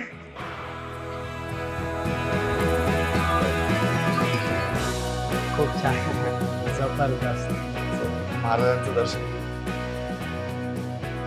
ही आमची ट्रॉफी आहे लंडनची. बर. जे बेस्ट कॉन्सेप्च्युअल अवॉर्ड आम्हाला तो भेटला लंडन मध्ये. हा, सो त्याची ट्रॉफी आहे. महाराष्ट्रातनं पहिल्यांदाच एवढं म्हणजे बघायला गेलं तर इंडियामध्ये अशी बेस्ट कॉन्सेप्च्युअल अवॉर्ड म्हणून अजूनपर्यंत कोणाला नाही भेटला. अच्छा. सो हा फर्स्ट इंडिया मधला जो आहे इंडियाच्या डिझायनरला, ते पण आपल्या मातीचं म्हणू शकतो किंवा आपल्या गोष्टींचं, महाराष्ट्रीयन कल्चर जे आहे आपलं, त्या गोष्टींसाठी हे कॉन्सेप्च्युअल अवॉर्ड मिळाला. जे मल्हार कलेक्शन जेजुरीचं घेऊन गेलो, त्यांनी त्याचे एलिमेंट्स बघितले, त्या गोष्टी बघितल्या की कशा पद्धतीने त्याला वर्क केलंय. जे जेजुरीच्या पण ज्या गोष्टी होत्या त्या सगळ्या गोष्टी तुम्ही बघाल की आता आउटफिट मध्ये आपण त्याच्यामध्ये ते टाकलेले आहेत. हे सगळ्या गोष्टी त्यांनी बघितल्या. त्याच्यावरती हँडवर्क कसं केलंय, त्याच्यावरती डिटेलिंग काय टाकलंय, फॅब्रिक काय युज केलंय. आणि आपला कसं आहे की प्रत्येक ह्याला जो फॅब्रिक म्हणजे फॅब्रिकचं पूजाच आपण तिकडनं केली होती. ती पण कॉन्सेप्ट मध्ये आपण टाकली होती. जी कॉन्सेप्ट बनवली होती त्याच्यामध्ये पहिला आपण जाऊन तिकडं जेजुरीला त्या फॅब्रिकची पूजा केली आणि त्याच्यानंतर मग आपण ते कलेक्शन बनवलं. स्पिरिच्युअल गोष्टींना खूप फॉलो करतात. 100% ते असणं गरजेचं आहे. उगाच आपण शो करण्यासाठी नाही करतात, कारण ती आतली भावना आहे. आजी आजोबांची शिकवण म्हणू शकतो. कारण की लहानपणी आजी बरोबरच तिकडं त्या जेजुरीला गेलेलो. बरोबर. 4थी मध्ये होतो मी त्यावेळी पहिल्यांदा तिकडं. त्यावेळी असं देव म्हणजे पण काय कळायचं नाही, फक्त नमस्कार करायचं एवढं कळायचं. पण एवढं प्रसन्न वाटलेलं त्या ठिकाणी ज्यावेळी जेजुरीच्या त्या दरबारात गेलो, तिकडं त्या आतमध्ये गाभाऱ्यात गेलो, इतकं प्रसन्न वाटलं, इतकं बेस्ट वाटलं. मी आजीला म्हटलं होतं त्यावेळी की अरे आजी, आपलं घर या ठिकाणी का नाही असं विचारलं. तर ते कनेक्शन मला असं वाटतं की ते तेव्हापासूनच ते कुठेतरी आतमध्ये तयार झालं. आणि त्याच्यानंतर मग जेजुरीला येणं जाणं प्रत्येक वेळी व्हायचंच. ज्यावेळी ह्या स्टोअरचं ओपनिंग करायचं होतं त्यावेळी पण आम्ही पहिले जेजुरीचं दर्शन घेतलं. सगळ्या गोष्टी तिकडनं भंडारा घेऊन आलो. इनफॅक्ट आतमध्ये मी तुम्हाला दाखवेल की तिकडनं त्या जेजुरीच्या इथं आजूबाजूला जे झाड होतंय ते झाड आम्हाला मिळालं तिकडे. आम्ही ते गाडी टाकून आलो आणि ते आम्ही इथं प्लेस केलंय. ते दाखवा आम्हाला कसं काय गेलं. ते पण आम्ही तुम्हाला दाखवू. नक्की नक्की. आणि हे काय, हा खंड आहे. बघायला गेलं तर मल्हार देवाचं जे आहे ते शस्त्र म्हटलं तर हा खंड. आणि आता आम्ही लंडनला गेलो होतो तर तिकडे आम्ही महाराजांच्या खंडाचं दर्शन घेतलं. आणि तेव्हापासून आम्ही एक चळवळ चालू केली आता की खंडा जो आहे महाराजांचा तोही आपल्या खंड आणि तलवार मध्ये काय फरक आहे. या खंडा म्हटलं ना तर ह्याचं जे डिटेलिंग जर बघाल तुम्ही, तर तुम्ही तलवार किंवा धोप जे आहे तर धोपचं जे फॉर्मेशन असतं ते वेगळं असतं. आता जो खंडाचा फॉर्मेशन जो आहे तर तुम्ही बघाल की इथं लास्ट पर्यंत इथे कुठेही त्याला निमुळतो स्क्वेअर मध्ये स्क्वेअर मध्ये. आणि याचे डिटेलिंग पण वेगळे असतात. तुम्ही बघाल की खंड्यामध्ये जे आहे म्हणजे तलवारीमध्ये ज्या गोष्टी आहेत त्या अशा थोड्या नॅरो होत जातात. बरोबर. आणि खंड्यामध्ये हे जे ब्रॉड होत आहेत अशा. आणि ते वाघ नखांचं पण तुम्ही काहीतरी. वाघ नखाची गोष्ट अशी आहे की आम्ही 2018 साली ज्यावेळी लंडनला गेलो तर त्यावेळी आम्ही तिकडे शोधत होतो की अरे महाराजांच्या ज्या गोष्टी आहेत, जे धूप आहे, तलवार आहे, महाराजांचं वाघ नखे आहेत ते कुठे ठेवलेत हे कोणालाच माहित नव्हतं. म्हणजे आम्ही इंडियामध्ये पण बऱ्याच जणांना विचारायचा प्रयत्न केला, त्यांनाही माहित नाही. त्यांना फक्त एवढं माहित होतं कुठल्या तरी म्युझियमला ठेवलंय. बरोबर. आम्ही नाही म्हटलं तरी कमीत कमी 3 दिवस फिरत होतो. प्रत्येक म्युझियमला जातोय, बघतोय, विचारतोय, त्यांना डिटेल विचारतोय, कोणाला काहीच कळत नव्हतं. आणि शेवटी आम्ही फिरून फिरून मग एका ठिकाणी गेलो आणि त्या ठिकाणी आम्हाला दिसले ते वाघ नखे. अक्षरशः सगळ्यांच्या डोळ्यात पाणी होतं, इतके इमोशनल झाले होते सगळे. आम्ही त्यांचं दर्शन घेतलं, त्याचा एक व्हिडिओ क्रिएट केला. आणि व्हिडिओ काढण्याचं रिझन एकच होतं की आपल्या भारतातल्या, महाराष्ट्रातल्या सगळ्या लोकांना त्याचं दर्शन घडावं आणि ती कुठे ठेवलीत, काय ठेवलीत, तेही लोकेशन लोकांना कळावं. मग हे याच्यामुळे जे बाहेर आहेत ते जात असतील मग तुमचा हा व्हिडिओ व्हायरल झाल्यापासून. म्हणजे जेव्हा ते गोष्टी कळाल्या तर लंडनच्या लोकांनी आम्हाला अप्रिशिएट केलं की जे महाराष्ट्रीयन लोक आपली तिकडे आहेत, महाराजांना ओळखतात, जे महाराजांना मानतात, अशी लोक जी आहेत त्यांनी आम्हाला अप्रिशिएट केलं. अरे बरं झालं तुम्ही सांगितलं. आणि मग प्रत्येक जण जाते, प्रत्येक जण व्हिडिओ काढते, प्रत्येक जण नमस्कार करतोय त्या गोष्टीला. आणि मग ही गोष्ट कुठेतरी पुढे आली, ह्याचा प्रचार झाला. आणि त्यावेळेस आम्ही हा विचार त्याच्यामध्ये टाकला होता त्या व्हिडिओमध्ये की आपल्या भारतामध्ये परत यावीत आणि सगळ्यांना याचं दर्शन करावं. आणि ह्या चळवळीमध्ये बरेच जण जॉईन झाले, बऱ्याच जणांनी त्याच्यावरती कमेंट केले आणि जास्तीत जास्त पोहोचवायचा, शेअर करायचा प्रयत्न केला. आणि ती आपल्या महाराष्ट्र गव्हर्नमेंट पर्यंत पोहोचली. आणि तुम्ही बघितलं असेल की महाराष्ट्र गव्हर्नमेंटने आता ती वाघनखे आपल्याकडे आणली. आणि नक्कीच मुनगंटीवार सर जे आहेत तर त्यांनी आपल्याला सत्कार केला या गोष्टींबद्दल की तुम्ही या गोष्टी कुठेतरी आणल्या, समोर आणल्या, व्हिडिओ त्याचा तयार केला, म्हणून आज ह्या वाघनखे. ऍक्च्युली त्या गोष्टी तर आपल्याच आहेत, बट तुमच्यासारख्याने इनिशिएटिव्ह घेऊन त्या गोष्टी सांगितल्या की बाबा ह्या आपल्यात आपण आणू शकतो. बरोबर, हा थॉट तुमचा होता. इनिशिएटिव्ह प्रत्येक गोष्टींसाठी घेणं गरजेचं आहे. बरेच जण बोलतात, बरेच जण फक्त त्याच्यावरती कमेंट करतात, पण ते गोष्टी इनिशिएटिव्ह घेणं गरजेचं असतं. आणि हे इनिशिएटिव्ह घेतल्यानंतर जो जोर मिळाला, हे फक्त माझं काम नाहीये, तर हे पूर्ण टीमचं काम आहे. हे पूर्ण मला वाटतं की सगळ्या ज्या महाराष्ट्राचं काम आहे. आणि हे ऑटोमॅटिकली मिळत गेलं की गोष्टी ज्या आहेत, ज्यावेळी आपण चांगला विचार करतो, ज्यावेळी महाराजांचा विचार करतो, आज त्यांचा आशीर्वाद जो आहे ना तो ऑटोमॅटिक आपल्याला मिळतो. नक्कीच. आणि बरोबर आपलं सगळं काम होऊन जातं. म्हणजे ते कसं होऊन गेलं आम्हाला कळालं नाही. आम्ही फक्त त्यावेळी व्हिडिओ टाकला आणि 6 वर्ष लागली त्या गोष्टीसाठी. पण एक मॅनिफेस्टेशन त्यावेळी केलं होतं की नाही, हे वाघनखे आज म्हणजे मी म्हणजे माझ्या डोळ्यासमोर दिसत होतं. म्हणजे आपण म्हणतो ना जिवंत स्वप्न, की ते वाघनखे बघतोय, दर्शन घेतोय. आणि त्यावेळी असं वाटतंय की वाघनखे आपल्या भारतात आली.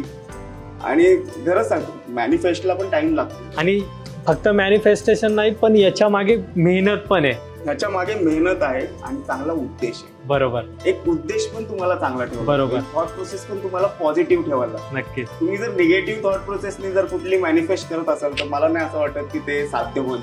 आणि साध्य जरी झालं तरी पण ते जास्त दिवस नाही टिकत. अशी आहे. ही आमची सर्वात प्रेस्टिजियस गोष्ट आहे.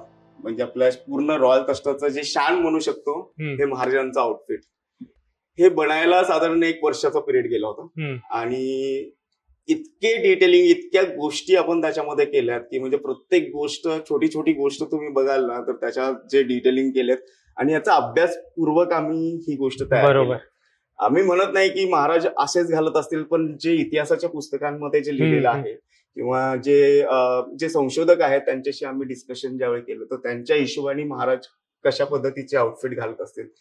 आणि खरंच सांगायला ना, बरेच जण याच्या समोर थांबतात आणि त्यांना अख्खे महाराज दिसतात त्याच्यामध्ये. कारण की 4थीच्या पुस्तकामधला जर तुम्ही तो जर बुकच्या फ्रंट जर बघितला तर ह्या आउटफिट मधलं त्यांचं महाराजांचं आउटफिट तशा पद्धतीने आहे.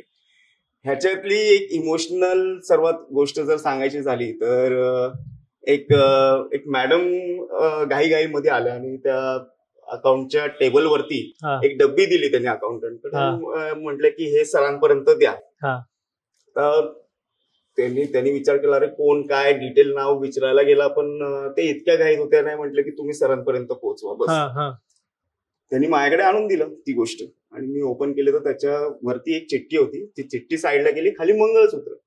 अरे बापरे, हे काय आता, ही गोष्ट काय?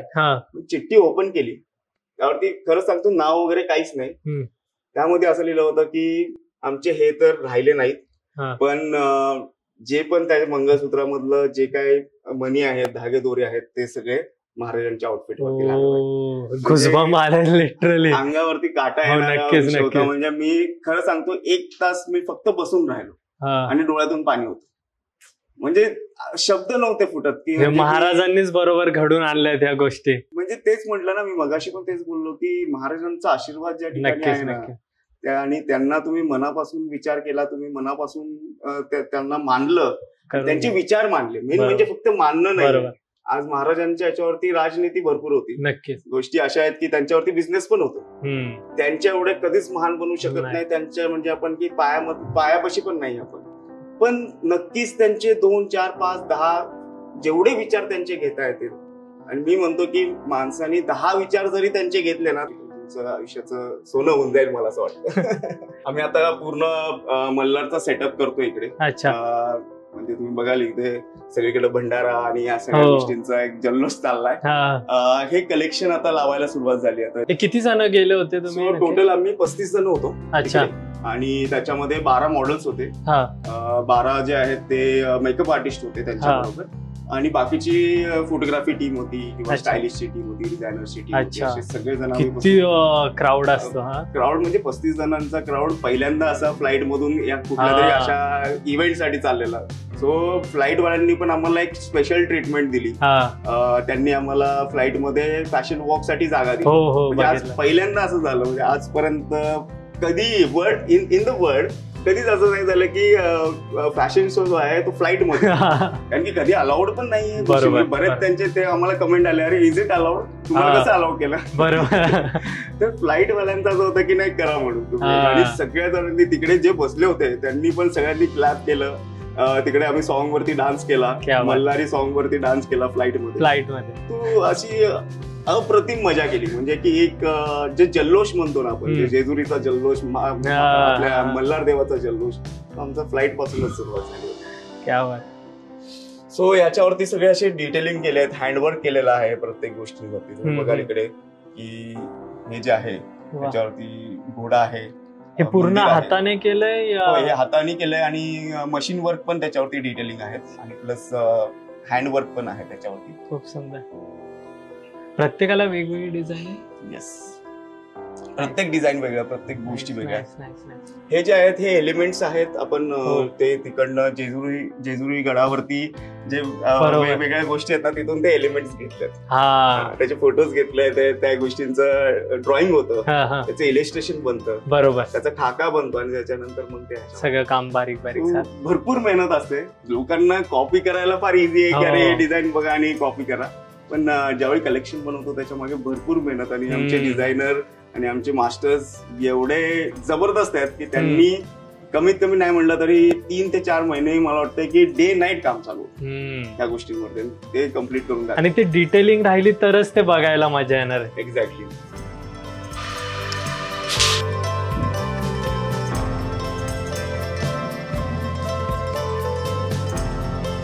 वाह, मेन पॅसेज. सही आहे. फुल रजवाडा टाइप माहोल बनवलेला आहे. खतरनाक. आता हे जे तुम्ही पेंट बघाल किंवा इथलं जे डिझाईन बघाल, हे कुठल्याही आर्किटेक्टनी केलेलं नाहीये. अच्छा. हे असं नाहीये की आर्किटेक्ट आलेत आणि त्यांनी हे बनवलंय, कारण की बघताना लोकांना असं वाटतं अरे किती आर्किटेक्ट लावले, तर काय लावलंय, तर किती आहे इंटिरियर. हे तुमचाच सगळा? येस. म्हणजे असं हे माझ्या डोक्यातलं एक ड्रीम स्टोर होतं. मला जर स्टोर पाहिजे तर मला अशा पद्धतीने पाहिजे. आणि इथले प्रत्येक जे डिटेलिंग असतील, गोष्टी असतील ना, त्या सगळ्या गोष्टी आमचे डिझायनर जे आहेत, म्हणजे कोण फॅशन डिझायनर, तुम्ही विचार करा की फॅशन डिझायनर हे कसं बनवू शकतो. इंटेरियर. पण इथे जी विचारसरणीच जी आहे ना रॉयल कस्टची, ती आम्ही त्यांची अशी डेव्हलप करतो की नाही, तुम्हाला येणाऱ्या कुठल्याही अडचणी, कुठल्याही गोष्टी तुम्हाला सॉल्व्ह करायला लागतील. आणि तुम्हाला विचार जो आहे तो मोठा ठेवा. बरोबर. प्रत्येक गोष्टी करायची आपण तेवढ्या पुरता मर्यादित नाही राहायचं. काही तुम्ही एक क्रिएटिव्ह पर्सन. बरोबर. Whenever you are a creative person, whenever you are artist, तुम्हाला प्रत्येक गोष्टीची आर्ट यायला पाहिजे, प्रत्येक गोष्ट तुम्हाला जमायला पाहिजे. आणि त्यांनी हे पूर्ण स्टोर सजवलं. सगळ्या प्रकारचे धूप आहेत, सगळ्या प्रकारचे गोष्टी आहेत त्यावेळेच्या. हे प्रॉपर पितळचं असं काय, कशाने बनलंय हे ऍक्च्युली डेमस्कस म्हणून एक धातू येतो. अच्छा. त्याचं आहे. काय आहे की याची ऍक्च्युली जर रिअल आपण गोष्टी काय करायला गेलो तर त्याची परमिशन्स लागतात. अच्छा. या गोष्टींसाठी परमिशन नाही लागत, कारण की याला धार होत नाही. याला धार करायला गेलो तर हे तुटतं. म्हणून मग ते आपण सगळे जे बनवतो की त्या गोष्टी अशाच की, कारण की हे बरेच जण याच्या वेडिंग साठी मागतात. तर आणि ह्या सगळ्या गोष्टी अशा आहेत की ज्या मग हे वेडिंग साठी देतात तुम्ही? वेडिंग साठी आम्ही देतो. अच्छा. आणि असं आहे की त्याचा गैरउपयोग नको व्हायला, या सगळ्या गोष्टी आम्ही लिहून पण घेतो. म्हणजे की काय, आता हे जर म्हटलं तर हे महाराजांची धूप आहे. आता ज्यावेळी धूप घेऊन जात आहेत तर ती कशी पकडायची, कशा पद्धतीने त्याचा वागणूक असायला पाहिजे, ती खाली नाही ठेवायची. बरोबर. सगळ्या गोष्टी आम्ही लिहून घेतो, त्यांच्याकडून साईन घेतो, त्यांची प्रत्येकाची इन्फॉर्मेशन आम्ही देतो त्या गोष्टी. आपण एक स्टोर व्हिजिट घेऊया. नक्कीच. सो हे आमचं कुर्ताचं कलेक्शन आहे. अच्छा. सगळं कस्टमाइज, प्रत्येक गोष्ट कस्टमाइज आहे. हम्म. आता हे जे डिस्प्ले पीसेस दिसत आहेत तुम्हाला, हे सेल साठी नाही आहेत, हे फक्त डिस्प्ले आहेत. अच्छा. आणि याच्यामध्ये जे आहे आपण इथे फॅब्रिक्स ठेवलेले आहेत. त्या फॅब्रिक्सच्या हिशोबाने कसा पॅटर्न काय चांगला दिसेल, आणि हे पण आमचे डिझायनर्स सजेस्ट करतात की तुम्हाला काय चांगलं दिसेल हे आम्ही सांगतो. बरेच जण असतात की नाही, कन्फ्युज असतात, आणि स्पेशली जर मेन्स जर बघितले ते जास्त कन्फ्युज असतात की मलाच कळत नाही काय घालायचं. घेऊन आलेले असतात ते पण चांगलं दिसेल का विचारतात. आम्ही त्यांना म्हणतो थांबा, सगळे डिटेल घेतो, डिटेल बघतो, आम्ही त्याला थोडं ऑब्झर्व करतो. बरोबर. थोडं एक सिस्टम बनवलेली, एक स्कॅनिंग सिस्टम आपण म्हणू शकतो. त्याच्यानंतर मग त्या हिशोबाने कलर पॅलेट्स काय असायला पाहिजे, मग त्याच्यावरती डिझाईन काय असायला पाहिजे, फंक्शनच्या हिशोबाने किती हेवी असायला पाहिजे, हे सगळी डिझाईन, अभ्यास केला जातो. सगळा अभ्यास आपण करतो. त्यांना म्हणतो तुम्ही टेन्शन नका घेऊ, आम्ही आहे ना. मग त्या हिशोबाने आपण मोस्टलीस आणि ह्या गोष्टी पण आपण बनवून घेतो. ऍक्च्युली फोटोमध्ये एवढं नाही जाणवणार, पण जेव्हा असं जवळ येईल तेव्हा ते कळेल की तू बारीक वर्क केलेलं आहे. सही आहे, सही आहे. ही आपली महाराष्ट्रीयन थीम आहे या मिक्स आहे सगळी? नाही, हे सगळी महाराष्ट्रीयन थीम. अच्छा. ही महाराष्ट्रीयन थीम आहे. त्या साईडला तुम्ही बघाल तर थोडं मारवाडी आणि गुजराती, जोधपुरी कोणाचे काय ते नाही माहिती, पण जे मावळे होते त्यांचे ते तोडे म्हटले जातात, जे पायामध्ये घालतात. ते ऍक्च्युली तुम्ही पण घातलेलं काय कव्हर करते ते काय युनिक आहे. म्हणजे आता लोक म्हणजे ओल्ड फॅशन समजतील, बट तुम्ही धरून ठेवल्या त्या सगळ्या गोष्टी. चल, माझ्या लग्नाचं तर सॉर्ट आउट झालं. जेव्हा तुमचं पेज बघितलं, अरे भाई काय कन्सेप्ट बोललंय, वेस्टर्न घालून काय म्हणजे सगळे आता काय झालंय, गरीबातला गरीब जरी राहिला त्याला कोट वगैरे घालणं ते काहीतरी फॅन्सी वाटायचं. की आपण सुरुवात केली होती आपल्या लोकांसाठी, आपल्या लोकांमध्ये तर अवेअरनेस आलाच आहे, पण आता त्या लोकांमध्ये अवेअरनेस, कारण की त्याच्या आधी आपण त्यांचे घालत होतो. ज्यावेळी आपल्याला डिझायनर नव्हते त्यावेळी आपण त्यांचे लेहंगे घालत होतो, त्यांचे शेरवानी घालत होतो. पण आता ते येतात की आम्हाला नऊवारी घालायची, म्हणून एक फंक्शन आम्ही वेगळं ठेवतोय की आम्ही नऊवारी सारखं एक फंक्शन. कारण तुम्ही त्या प्रेयर आहे.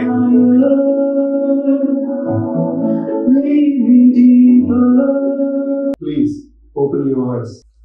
हा काय विषय सर? युनिव्हर्सल एक प्रेयर आहे. अच्छा. कुठल्याही काय, आता आपल्याकडे सगळ्या जाती धर्माचे लोक काम करतात तिकडे, आणि म्हणून मग ही प्रेयर मी चूज केली. या प्रेयर मध्ये असं आहे की कुठल्याही प्रकारचं असं नाहीये की जाती धर्म किंवा कुठला अशा गोष्टी कुठल्या नाहीयेत. ह्याच्यामध्ये फक्त एकच गोष्ट सांगितली गेली की lead me deeper, lead me higher. म्हणजे काय आहे की मला एक युनिव्हर्सशी कनेक्ट होऊ दे, म्हणजे की युनिव्हर्स जे आहे त्या युनिव्हर्सशी कनेक्ट होऊ दे, जेणेकरून माझं माइंड जे आहे ते कुठेतरी एक पॉझिटिव्हनेसला जाईल, एक पॉझिटिव्हिटीकडे जाईल. तर ही या प्रेयरची मूळ संकल्पना आहे. आणि ही प्रेयर दररोज 11 वाजून 11 मिनिटांनी आपल्याकडे असते. सगळेजण येतात. Manifestation, one kind of manifestation you can say, म्हणजे की ज्याला मी बिलीव्ह करतो की शांत बसा, प्रेयर एकदम व्यवस्थितपणे ऐका आणि पॉझिटिव्हिटी ठेवा. तुम्ही कधीपासून फॉलो करताय सर 11-11 मीन्स मॅनिफेस्टेशन? कारण हे सोशल मीडियामुळे आता या 2 वर्षापासून जास्त बूमला. मला वाटतं की मी 10वी मध्ये होतो तेव्हापासून मी फॉलो करतो. मला काय आलं की मला 10वी मध्ये ऍक्च्युली 11 असे बऱ्याच वेळा दिसायचे. मला कळायचं नाही हे का दिसतात. म्हणजे 10वीला मला वाटतं की साधारण एक 20-22 वर्ष 25 वर्ष झाली असतील त्या गोष्टीला. सो 25 वर्षापूर्वी मला असं व्हायचं, मला कळायचं नाही, म्हणून मी प्रत्येकाला विचारायचो की अरे हे काय. मग दॅट टाइम मला एक जण होते, तर त्यांनी मला असं सांगितलं की ते वन काइंड ऑफ म्हणजे तू असं आहे की समथिंग काहीतरी तुझ्याबद्दल चांगलं होणार आहे किंवा गोष्टी चांगल्या होतील तुझ्यामध्ये, आणि तू ह्याला फॉलो करत जा. अच्छा. आणि ह्या टाइमला तू काहीतरी बसून जर काही मेडिटेशन केलं किंवा कुठल्या गोष्टी जर केल्या तर नक्कीच तुला ह्याचा बेनिफिट होईल. ऍक्च्युली मला पण आहे ना 11-11 दिसतं, 2-2-2 कधी 3-3-3, 4-4-4, 5-5-5 असं दिसतं. बरोबर. म्हणजे हे सगळे काय कनेक्शन्स आहेत? म्हणजे हे असतं, एक युनिव्हर्सचा सिग्नल असतो. मला असं आता आपण त्याला किती बिलीव्ह करायचं माहित नाही, पण एक युनिव्हर्सचा सिग्नल असतो असं म्हणतात. आणि ज्यावेळी असं युनिव्हर्सचा सिग्नल तुमच्यापर्यंत पोहोचतोय तर दॅट टाइम असं आहे की तुम्ही एक पॉझिटिव्ह थॉट आणणं गरजेचं आहे, आणि त्या थॉट प्रोसेसला कुठेतरी एक मेडिटेशन करून एक डीप लेवल पर्यंत घेऊन जाणं गरजेचं आहे. सो म्हणून हे मेडिटेशन आहे. म्हणून मी दररोज असं आहे की सकाळी आणि संध्याकाळी काही ना काहीतरी मेडिटेशन करतो. म्हणजे झोपायच्या आधी एकदा मेडिटेशन करतो आणि सकाळी एकदा. मला असं वाटतं ह्या सगळ्या सक्सेस गोष्टी मागे हे पण एक मेन रिझन असू शकतं. पण एकच ते की एक पॉझिटिव्ह थॉट तुमच्या मनामध्ये असणं फार गरजेचं आहे त्या गोष्टीबद्दल, की तुम्ही नुसते बसलेत आणि तुम्ही विचार करताय जगाचा आणि गोष्टींचा की काय झालं माझ्यासोबत काय नाही, तर एक शांत बसून विचार करून एक पॉझिटिव्ह थॉट आणणं आपल्याला काय अचीव्ह करायचंय या सगळ्या गोष्टी. इकडे आमचं हँडवर्क होतं, बघाल इथे एम्ब्रॉयडरी असंच काय ते एम्ब्रॉयडरी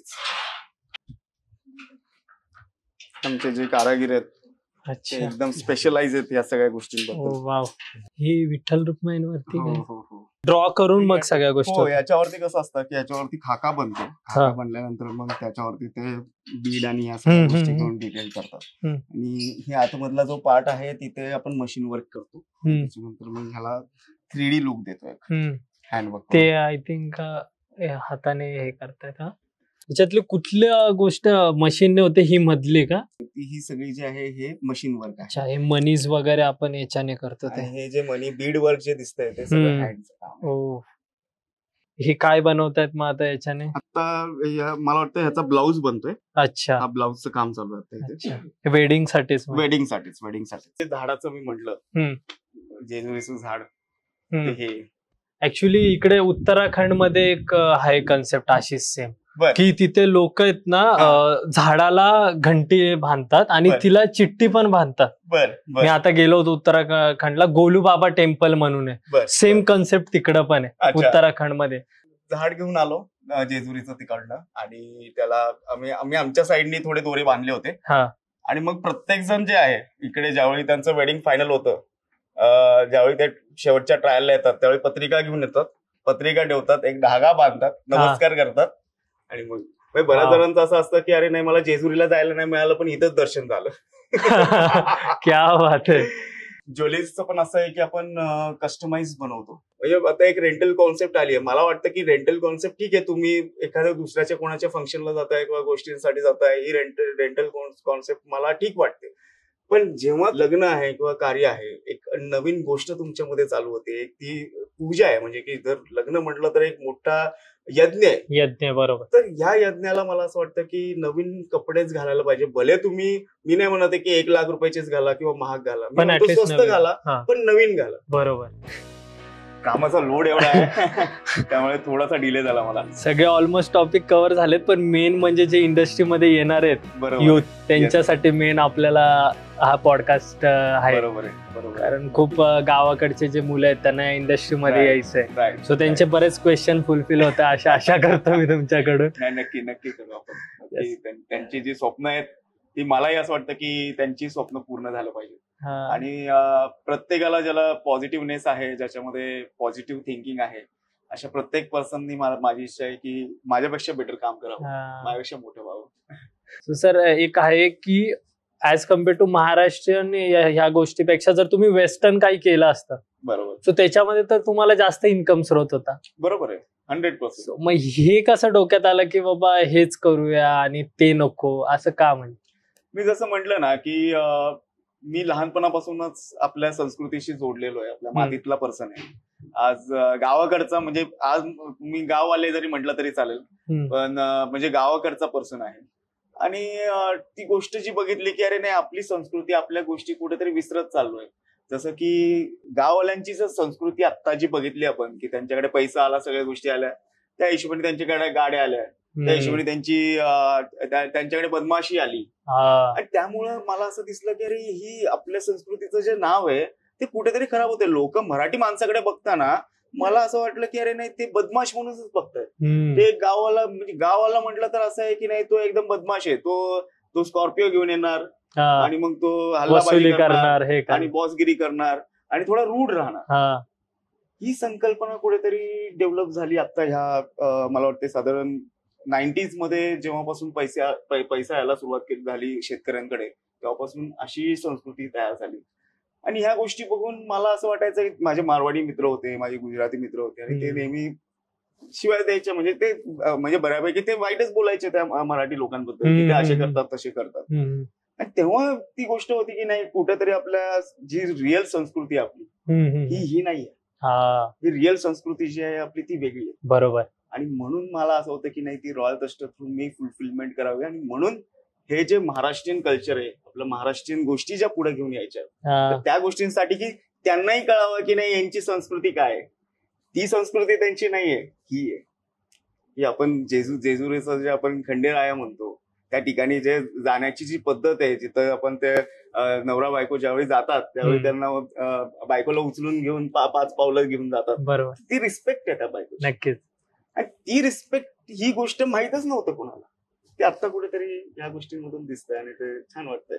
याच्यामुळे असे बाहेरच्या राज्यातल्या लोकांचा पण मेसेज येत असेल की ही तुमचा ट्रेडिशनल खूप भारी आहे बुवा आता. म्हणजे तेच सांगतोय मी की ज्यावेळी ही संस्कृती दाखवली गेली, म्हणजे आपण खंडेरायाच्या इथे शूट केलं, सगळ्या गोष्टी केल्या, इतके मेसेजेस म्हणजे USA, UK अशा बाहेरच्या कंट्रीज मधून पण मेसेजेस आलेत, पंजाबी लोकांचे मेसेजेस आलेत, मारवाडी लोकांचे मेसेज आलेत. अरे किती छान वाटते तुमची संस्कृती, आम्हालाही तुमच्या संस्कृतीमध्ये येऊन असं वाटतं लग्न करावं.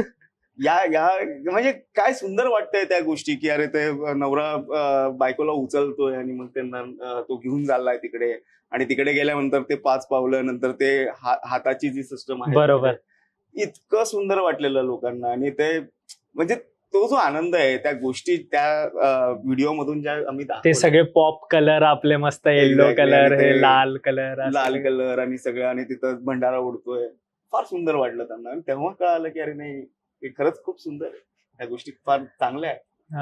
आणि असं कोणी आजपर्यंत कधी पुढे आणायचा कधी प्रयत्न केला नव्हता.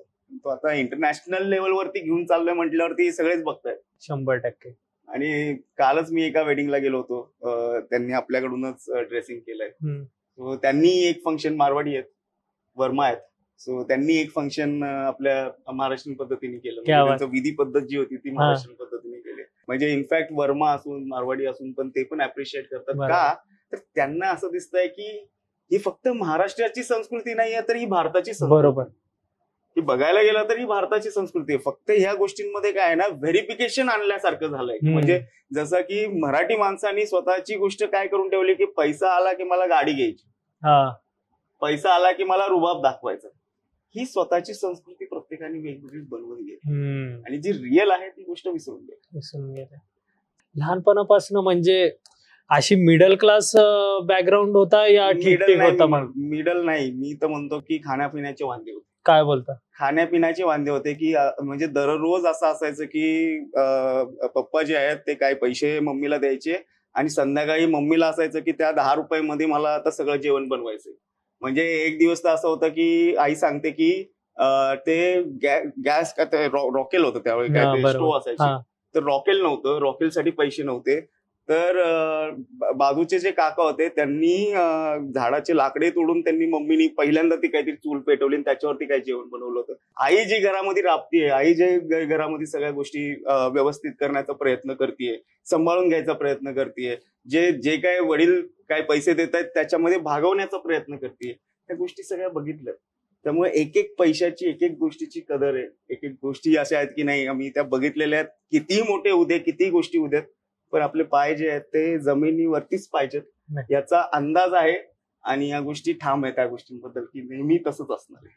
आता सर तुमच्यासारखे बरेच लोअर बॅकग्राऊंड मधनं पोरं येतात, पण त्यांना फॅशन इंडस्ट्रीमध्ये काम करायचं असतं, त्या ग्लॅमरस दुनियेमध्ये काम करायचं असतं. सो त्यांनी एक इनिशियल स्टेजला एंट्री कशी घ्यावी? पहिली गोष्ट तर असं आहे की मी मागेही या गोष्टी बऱ्याच जणांशी डिस्कस केल्या होत्या की फॅशन इंडस्ट्री जशी आपल्याला दिसते ती तशीच आहे. ती बघायला गेलं तर वाईटच आहे. अच्छा. म्हणजे फॅशन इंडस्ट्री वाईट का, तर त्याच्यामध्ये जे काही तुम्ही बघता मूव्हीज मध्ये की कास्टिंग असेल किंवा बऱ्याच वेळा त्यामध्ये असं असतं की पैशांची देवाणघेवाण असेल किंवा बऱ्याच काही अशा ज्या चुकीच्या गोष्टी ज्या आपण ऐकलेल्या असतात, मॉडेल्स आणि या गोष्टींबद्दल ज्या आपण चुकीच्या गोष्टी ऐकलेल्या असतात की त्यांना वेगवेगळे ऍडिक्शन आहेत. मग ते ड्रग्ज झाले किंवा सिगरेट झाले किंवा दारू झाले, अशा पद्धतीच्या बऱ्याच चुकीच्या गोष्टी ऍक्च्युली रिअलमध्ये फॅशनमध्ये आहेत. पण जर तुम्हाला खरंच तुम्ही स्वच्छ मनाने आणि तुम्ही जर मनाने स्ट्रॉंग असाल तर नक्की या क्षेत्रामध्ये खूप मोठं म्हणजे या क्षेत्रामध्ये असं आहे की भरपूर काम करण्यासारखं. पण नक्की एक गोष्ट लक्षात ठेवायला पाहिजे की जसं आता माझ्या दृष्टीने जर मी बघितलं तर मी क्लिअर होतो, मला गोष्टी माहिती आहेत, लहानपणापासून त्या गोष्टी शिकत आलोय की नाही ह्या गोष्टी चुकीच्या आहेत, ह्या गोष्टी वाईट आहेत आणि आपल्याला त्या गोष्टी कधी करायच्याच नाहीत. आणि म्हणून मी या ठिकाणी सर्व्हाइव्ह करू शकलो आणि या बरोबर. ठिकाणी मी पुढे येऊ शकलो बरोबर. आणि म्हणून एक वेगळ्या लेवलचा ब्रँड क्रिएट करू शकलो की ज्यामध्ये एक 1% पण निगेटिव्ह गोष्टी नाही. म्हणजे इनफॅक्ट जर कुठली निगेटिव्ह गोष्ट कोणामध्ये जर ऍडिक्शन असेल आमच्या मॉडेलमध्ये किंवा काय, तर त्यांनी स्वतःने येऊन सांगितलं आम्हाला की सर जसं रॉयल कस्टमध्ये आलोय तसं आम्ही ते ऍडिक्शन सोडलंय. वा. लाज वाटते म्हणे आम्हाला करायला. जर बाहेर जाऊन काय ऍडिक्शन करायचं म्हटलं, सिगरेट जरी मारायची म्हटलं बाहेर जाऊन, तर आज रॉयल तस्टचा मॉडेल म्हणून मला ओळखलं जातं. तिथं लोक येतात विचारायला मॉडेल म्हणून, आणि मी जर सिगरेट हातात ठेवतोय मला लाज वाटते. महाराज जे समोर ठेवलेत ते का, तर ती गोष्ट आहे की त्याच्या मागे जे म्हणतो ना आपण की महाराजांचं जे पाठबळ आहे, म्हणजे प्रत्येकाला असं वाटतं की आपण म्हणजे जो काही इकडे काम करतो त्याला असं वाटतं की आपण महाराजांचे मावळे. 100%. आणि ओळखही त्यांना तशीच मिळते. आज जेही काम करतात इथे, जेही मॉडेल काम करतात, आज लोक येतात विचारायला त्यांना, त्याच्यावर फोटो काढतात. आणि मग ते जर लोक येत आहेत बोलायला येत आहेत आणि त्यांच्या हातामध्ये जर सिगरेट आहे, दे फील सो बॅड. आणि हे आपण ज्यांच्या नावाने करतोय, महाराजांच्या नावाने, आपले दैवत आहेत खंडित, त्यांच्या नावाने, सो ह्या गोष्टी जर आपण केल्या तर मग हे सगळं आहे तसं स्पॉइल व्हायला वेळ नाही लागणार. त्यामुळे जे जे स्ट्रिक्टपणा ठेवलाय हा नक्कीच आपल्याला पुढे घेऊन जाणार. नक्कीच. आणि म्हणून मी म्हणलं की या क्षेत्रामध्ये काम करण्यासारखं भरपूर आहे. म्हणजे मी तर म्हणतो की माझ्याकडेच इतकी काम आहेत, आज रॉयल कस्टमध्येच इतकी काम आहेत, आणि ते काम शिकून पण ते बऱ्याच वेळा असं आहे बऱ्याच ठिकाणी जाऊ शकतील आणि त्यांच्या स्वतःच्या पायावरती उभे राहू शकतील. अच्छा, मग हे जे अपकमिंग जे पोर आहेत खेडेगावात आलेले, सो त्यांना बघा, आता ते जर वेगळ्या लोकांमध्ये गेले तर ते स्पॉइल होणार, ते खराब होणार. बरोबर आहे. समजा त्यांना जर आपल्यामध्ये काम करायचंय रॉयल तस्टामध्ये, सो ते करता येईल का? म्हणजे करता येईल असं नाही, आम्ही त्यांच्या बरोबरच काम करतो असं विचार करा. म्हणजे आता जेही आपले ऑडिशन्स होतात, जेही आपल्या गोष्टी होतात, तुम्ही बघितलं असेल की तिकडे आपला हा क्रायटेरिया नाहीये की नाही असंच पाहिजे तसंच पाहिजे, नाही ग्रूमिंगच पाहिजे, ही क्रायटेरिया नाहीये. आपण त्याच्यामधले चमक बघतो, त्याच्यामधला घाम बघतो की अरे नाही, आज त्याला किती असं वाटतंय, किती पॅशनेट येतो की नाही मला ही गोष्ट करायची. म्हणजे हा विचार नाही केला जात त्याच्यामध्ये आम्ही की अरे नाही कुठल्या घरातून आलाय, कुठल्या कास्टमधून आलाय, किंवा कसा दिसतोय तू, म्हणजे की त्याचा अटायर काय आहे ह्याच्यावरती आम्ही जज करत नाही. आम्ही जज जर करतोय तर एकाच गोष्टीवरती की त्याला आतमधून किती वाटतंय की मला ही गोष्ट करायची, मला या गोष्टीमध्ये करिअर करायचं, या गोष्टीमध्ये मी पुढे जाऊ शकतो. फक्त मजा म्हणून आलाय, फक्त जस्ट ट्रायल द्यायची म्हणून आलाय, त्या गोष्टी आम्हाला लगेच कळतात.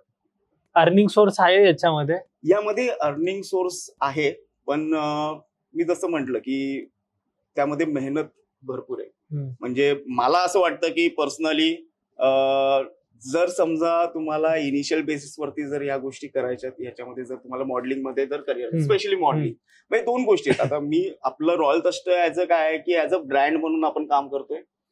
सो ऍज अ ब्रँड म्हणून नक्कीच माझं म्हणणं आहे की तुम्ही या क्षेत्रामध्ये, आणि भरपूर अपॉर्च्युनिटी आहेत. म्हणजे आज तुम्ही बघितलं असेल की बऱ्याच जणांनी, म्हणजे आपले महाराष्ट्रीयन लोक आहेत, मराठी लोक आहेत, त्यांनी शर्टचे ब्रँड चालू केले आणि चांगलं करतायत. चांगलं. आणि खरंच अभिमान वाटतो त्या गोष्टीचा की अरे नाही, आपली मराठी लोक आलेत या इंडस्ट्रीमध्ये आणि काम करतायत. सो अशा पद्धतीच्या गोष्टी नक्की तुम्ही करा. पण जर मॉडेलिंग करायचंय तुम्हाला, तर मला असं वाटतं की तुम्ही त्याच्याबरोबर एखादा साईडला तुम्ही एखादा जॉब किंवा साईडला तुम्ही एखादा बिझनेस जर तुम्ही स्टार्ट करताय, आणि ते करता करता जर तुमची एक पॅशन म्हणून तुम्ही या गोष्टी आवड म्हणून करताय, तर मला असं वाटतं की नक्की तुम्ही पूर्णपणे झोकून, म्हणजे 100% जर झोकून करायचंय तर मी पर्सनली रेकमेंड नाही करणार त्या गोष्टी. कारण तुम्हाला चांगल्या वाईट मग दोघांमध्ये राहावं लागेल. बरोबर आहे. कारण काय आहे माहिती का की आज घरच्यांची पण काहीतरी अपेक्षा असते. आज गावाकडून येत आहे तुम्ही, त्यावेळी घरच्यांची अपेक्षा आहे की नाही 2 पैसे यावेत गोष्टी. आज पर्सन जो आहे माझा, जर तो मुलगा जो आहे तो जर समजा शहरात गेला, मुलगा मुलगी जे आहे शहरात गेलाय, तर त्या ठिकाणी त्याला चांगल्या सवयी लागाव्यात, चांगल्या गोष्टी असाव्यात. बरोबर. आणि मग ज्यावेळी अशा पद्धतीची गोष्टी येते त्यावेळी मला असं वाटतं की पहिले तुम्ही एखादा चांगला जॉब, एखादा, म्हणजे मला एवढंच आहे की तुम्ही स्टेबल व्हा, तुम्ही स्वतःच्या पायावरती उभा राहा, आणि नंतर मग ह्या पॅशनवाल्या गोष्टी फॉलो करा. नक्कीच मी सांगतोय की त्यावेळेस पण जर तुम्हाला असं वाटतंय की नाही मी जे पॅशन फॉलो करतोय त्याच्यामध्ये मी कुठेतरी प्रगती केली आहे, त्याच्यामध्ये मी जर कुठं पुढे गेलोय, मग मला कुठेतरी ऍक्टिंग मिळाली, ऍक्टिंगचा चान्स मिळाला मूवीज मध्ये किंवा मॉडेलिंग मध्ये, मला काही चांगले अपॉर्च्युनिटी मिळत आहेत, आणि दॅट टाइम तुम्ही जर हे ड्रॉप करताय तुमचा जो साईडवाला, तर नक्की करा, बिंदास करा. पण एवढं आहे की वाईट सवयी भरपूर आहेत या मॉडेल इंडस्ट्रीमध्ये. चुकीच्या गोष्टी भरपूर आहेत. एखादा किस्सा सांगू शकता? एखादा किस्सा जर सांगायला गेला तर सिम्पल आहे की जसं मी लास्ट टाइम पण बोललो की सिगरेटचा जो विषय आहे की आम्ही फर्स्ट टाइम ज्यावेळी लंडनला गेलो होतो दॅट टाइम मला आयडिया नव्हती की म्हणजे माझा जो पर्सन आहे की तो अशी काही चुकीची गोष्ट करत असेल, म्हणजे की सिगरेट मारत असेल. ही गोष्ट मला आयडियाच नाही त्या गोष्टींची. आणि मी जस्ट त्या स्ट्रीट वरून पास होत होतो आणि आम्ही इकडनं कलेक्शनच घेऊन गेलो होतो. आम्ही फॅशन शोज करणार होतो आणि त्यावेळी तर शिवजा तस्य हा शो होता. आणि मी तिकडनं जस्ट पास होत होतो आणि मला ती गोष्ट दिसली. लिटरली पहिल्यांदा शॉक झालो आणि त्याला नंतर मी बोलवलं. मी खरं सांगतोय की मी डिरेक्टली त्याचं रिटर्न तिकीट काढलं. अच्छा. आणि त्याला म्हटलं की आता जा. मला नाही माहिती, मी तुला चालवणारच नाही. पण एक आहे की त्यांनी पण ती गोष्ट ऐकली आणि तो म्हणजे मी त्याला चालून नाही दिलं. तो परत इकडनं लंडन वरून रिटर्न आला इकडे. बिलकुल त्यांनी काय असं नाही केलं की नाही मी का करायचं नाही किंवा मी आता एवढा आलोय तर मला प्लीज करू दे, हेही बोलू शकला नाही. कारण की त्यालाही माहिती की नाही दादांनी याच्या मागे किती कष्ट घेतलेत, काय गोष्टी घेतल्यात आणि आज मी जर ही गोष्ट करतोय तर चूक आहे. इकडे आलो त्याच्यानंतर तो मला आला भेटायला, माझ्या पाया पडला. मला म्हटला की दादा खूप मोठी चूक झाली सगळ्या गोष्टी आणि मी या सगळ्या गोष्टी सोडल्यानंतर मग मी परत रॉयल कस्टमध्ये पाऊल ठेवेल. आणि तो पर्सन आज आमच्या बरोबर आता मल्हारच्या ह्याच्यामध्ये होते. नाव घेणार नाही, आता मल्हारमध्ये तो होता. आणि त्यांनी जे मला प्रॉमिस केलं ना त्या प्रॉमिसला त्यांनी 1 वर्ष घेतला. त्याच्यानंतर तो आला आणि मला म्हटलं की दादा मला आता जॉईन व्हायचं, मला ह्यावेळी लंडनचा शो करायचा. नक्कीच ते केल्यामुळे चांगलं. पण बघा ना आता समजा त्याने केलंय, त्याने तो परिधान केलंय सगळं वस्तू आणि तो जर अशी काही गोष्ट करताना जर कोणी फोटोज काढला, बरोबर, त्याच्यामध्ये तुमचा ब्रँड इन्व्हॉल्व आहे, बरोबर, हे तसं स्पॉइल होऊ शकतं. मी तर म्हणतो की फोटो काढायची लांबची गोष्ट आहे. म्हणजे कोणताही पर्सन असा आहे की तो आतमधून विचार करतो की नाही ऍटलिस्ट जेव्हापर्यंत मी हा शो करतोय किंवा ज्या पर्पज साठी मी चाललोय तोपर्यंत तरी तो व्यक्ती, मी गॅरंटी घेऊन सांगतो की तो व्यक्ती करणारच नाही. मग त्याच्यानंतर आम्ही ट्रेनिंग सेशन ज्यावेळी चालू केले त्यावेळी आम्ही ह्या गोष्टी क्लिअर करतो की तिकडे, आणि ते मनापासून ज्यावेळी बोलताना वाटतात की नाही या गोष्टी आम्ही बिलकुल करणार नाही त्यावेळी. जसं एखाद्या फौजी BSF वाला आर्मी वाला त्याला ती वर्दी चढल्यानंतर तो रुबाब येतो, त्या पद्धतीने मला असं वाटतं काहीतरी फिलिंग येत असेल. नक्कीच. तेच आहे ना की आज ती भावना आहे, आज ती मजा वेगळी आहे. म्हणजे की त्या गोष्टी विचार करून ते कपडे घालणं आणि चालणं 100%. म्हणून तर ते प्रोफेशनल मॉडेल्स नाहीयेत. तुम्ही बघता ना आता आपले जे लंडनला चालतात प्रोफेशनल मॉडेल्स नाहीयेत. ते असे आहेत की जसं तुम्हाला सांगितलं ना की काहीतरी जॉब करतायत किंवा काहीतरी बिझनेस करतायत आणि आलेत. म्हणजे असं नाही की सगळेच मोठ्या घरातून आलेत, सगळेच जण त्या स्टँडर्डचे आहेत असं नाहीये. प्रत्येकाने प्रत्येकाच्या गोष्टी अशा आहेत की नाही वेगवेगळ्या गावाकडून आलेत, छोट्या गावामधून आलेत, अशीही लोक आपल्या. आणि यांना तुम्ही जे फॉरेनला घेऊन जाता लंडन वगैरे, मग यांच्याकडनं काही चार्ज वगैरे करता, कसं असतं ते? आता कसं असतं की जसं रॉयल कस्ट तुम्हाला जसं सांगितलं की नॉन प्रॉफिटेबल ही संस्था आहे, तर त्या हिशोबाने आम्ही असा विचार केलाय की कुठेतरी त्यांचं पण योगदान लागावं या गोष्टींसाठी. म्हणून आपण त्यांच्या साईडनी काही अमाऊंट घेतो जी एकदम मिनिमम असते. म्हणजे की त्याच्यामध्ये तुमचं 7 दिवसाचं जे राहणं खाणं पिणं या सगळ्या गोष्टी पण होऊ शकणार नाही, एवढी नॉमिनल अमाऊंट असते. आणि त्या नॉमिनल अमाऊंट मध्ये आपण त्यांना पूर्ण या गोष्टी करून घेतो. आणि त्यांची ट्रेनिंग आणि ह्या सगळ्या गोष्टी होतात त्याच्यामध्ये. असं नाही की फक्त लंडनचा शो, तर त्याचं ट्रेनिंग असतं, 1 महिना त्यांची ट्रेनिंग चालू असतं, त्यांची वॉकची प्रॅक्टिस असते, अशा बऱ्याच काही गोष्टी करतो. बरेच गावाकडची मुलं आहेत की त्यांना मॉडेलिंग करायचं आणि ते म्हणतील की नाही पण आमच्याकडे मिनिमम पण नाहीये. त्या लोकांसाठी सांगतोय की नक्कीच रॉयल कस्ट जे डोमेस्टिक शूट्स असतात, जे इकडचे शूट्स असतात, सो हे शूट्स आपण नेहमी असं दर महिन्याला 3 ते 4 शूट्स अरेंज करतो. आणि यांनी कॉन्टॅक्ट कसा करावा मग तुम्हाला जर करायचं असेल? याच्यामध्ये असं आहे की पहिले तर त्यांनी पेजवरती अपडेट राहणं गरजेचं आहे. पेजवरती आपण ऑडिशन्सचे जे डिटेल्स असतात तो टाकतो. आणि ज्यावेळी ऑडिशन्स असतात त्यावेळी आपण समोर त्यांना बोलवतो आणि काही क्वेश्चन्स असतात, गोष्टी असतात, त्यांना विचारले जातात. त्यांचं मेजरली हेच गोष्टी बघितल्या जातात की किती पर्सेंट त्यांना असं वाटतं की नाही मला ही गोष्ट पाहिजे, मला ही गोष्ट करायची. टाइमपास वाल्यांना नो टाइमपास इंटरेस्ट. वाला बिलकुल नाही. लक्षात ठेवा गाईज. नक्कीच म्हणजे म्हणजे त्यांनी ट्राय पण नको करायला. म्हणजे मी समोर बोलतो आणि मी समोर बोलतो आवाज जा बाहेर. तुम्हाला असे कितीतरी पोरं येत असतील, तुम्ही स्पार्क बघूनच सोडून देत मी असणार. परत सांगतो की बरेच जण मला रूड पण समजतात. बरेच जणांना असं वाटतं की नाही हे खूपच स्ट्रिक्ट आहेत, खूपच रूड आहेत. पण मला असं वाटतं ते समजलेलंच चांगलं. कारण की मला टाइमपास लोकांबरोबर राहायचंच नाही, मला टाइमपास बरोबर बोलायचंच नाही, मला टाइमपास करायचंच नाही. मी जर आलोय या ठिकाणी आणि मी जर गोष्टी आज जर या ठिकाणी मी जर सेटअप केलाय रॉयल कस्टरचा, तर मला असं आहे की नाही ह्याला मला अजून मोठं करायचं, काहीतरी विजन घेऊनच चालताय तुम्ही. नक्कीच म्हणजे विजन तर एकदम क्लिअर आहे. जसं आपण म्हटलं की नाही पहिल्यांदा आपल्या मराठी लोकांनी ऍक्सेप्ट करावी ती कुठेतरी दिसतीये. आता असं वाटतंय की नाही पूर्ण भारताने ऍक्सेप्ट करावी आणि ती कुठेतरी आता चालू झालंय. जसं मी म्हटलं मारवाडी आणि पंजाबी. आता असं आहे की नाही अख्ख्या जगामध्ये करायचं. बाहेरच्या लोकांनी पण आपली संस्कृती कुठेतरी जपावी, आपल्या गोष्टी घालाव्यात आणि त्यांनी पण समजून घ्यावं की नक्की अरे ही मराठी संस्कृती महाराष्ट्राची संस्कृती आहे काय. म्हणजे जसं आता ह्या शो मध्ये कमीत कमी आम्ही 500 ते 1000 लोकांना तरी अवेअर केला आपल्या संस्कृतीबद्दल. त्यांना उत्सुकता होती, त्यांना गोष्टी आम्ही दिल्या, त्यांना पुस्तक वाचायला दिले, त्यांना गोष्टी सांगितल्या. प्रत्येक जण सांगत होता त्यांना की हे काय हे काय हे काय. म्हणजे जसं की प्रत्येकाच्या हातामध्ये आम्ही ते भंडारा दिला होता त्यांच्या. प्रत्येक जण विचारतो हे काय आणि आम्ही त्यांना सांगत होतो. आणि एवढं ते सुंदर वाटत होतं ना की आम्ही ज्यावेळी सांगतो आणि ते ऐकतायत खूप असं की मन लावून ऐकतायत की नक्की काय. आणि ते झाल्यानंतर व्हेरी गुड म्हणतायत किंवा त्यांना ते आवडतंय, त्यांच्या चेहऱ्यावरती दिसतंय की त्या गोष्टी आवडतायत. आणि त्यांना आम्ही इन्व्हाइट पण केलं, म्हटलं की आले की नक्की जेजुरीला या. बरोबर. सो ते फील गुड, ते फील नाईस. सर आणि या इंडस्ट्रीमध्ये येताना इंग्लिश पण इम्पॉर्टंट आहे, काय वाटतं? खरं सांगायला गेलं तर मी स्वतः मराठी मीडियमचा आहे. अच्छा. आणि मलाही अशी काही खूप बेस्ट इंग्लिश येते असे नाही, जे जमून घेतो. पण खरं सांगायला गेलं तर लँग्वेज ही बॅरियर नाहीच आहे. मी स्पेशली सांगतो म्हणजे तुम्ही जगाच्या कुठल्याही कोण्यावरती जावा, म्हणजे आमच्या सोबत पण मी जे मॉडेल्स येतात आणि पहिला क्वेश्चन विचारतात. म्हणजे एक आहेत वाघोलीचे एक जण, तर त्यांना लंडनला यायचं होतं. त्यांनी मला पहिला क्वेश्चन विचारला, दादा मला इंग्लिश येत नाही तर मला जमेल का. म्हटलं जमेल काय, पळेल चल ये म्हटलं. कारण की मलाही असं होतं की नाही चला असं कोणीतरी विचारलंय मला आणि मला आता तर याला घेऊन जायचंय. मी लिटरली सांगतो की त्यावेळी आला तो, त्यावेळी शो झाला, सगळ्या गोष्टी झाल्या आणि त्याच्यानंतर 6 महिन्यानंतर मी एकदा कॉल केला त्याला, तो होता लंडनला. म्हटलं काय करतोय रे. नाही इकडे जरा बिझनेस सेटअप करायला आलोय.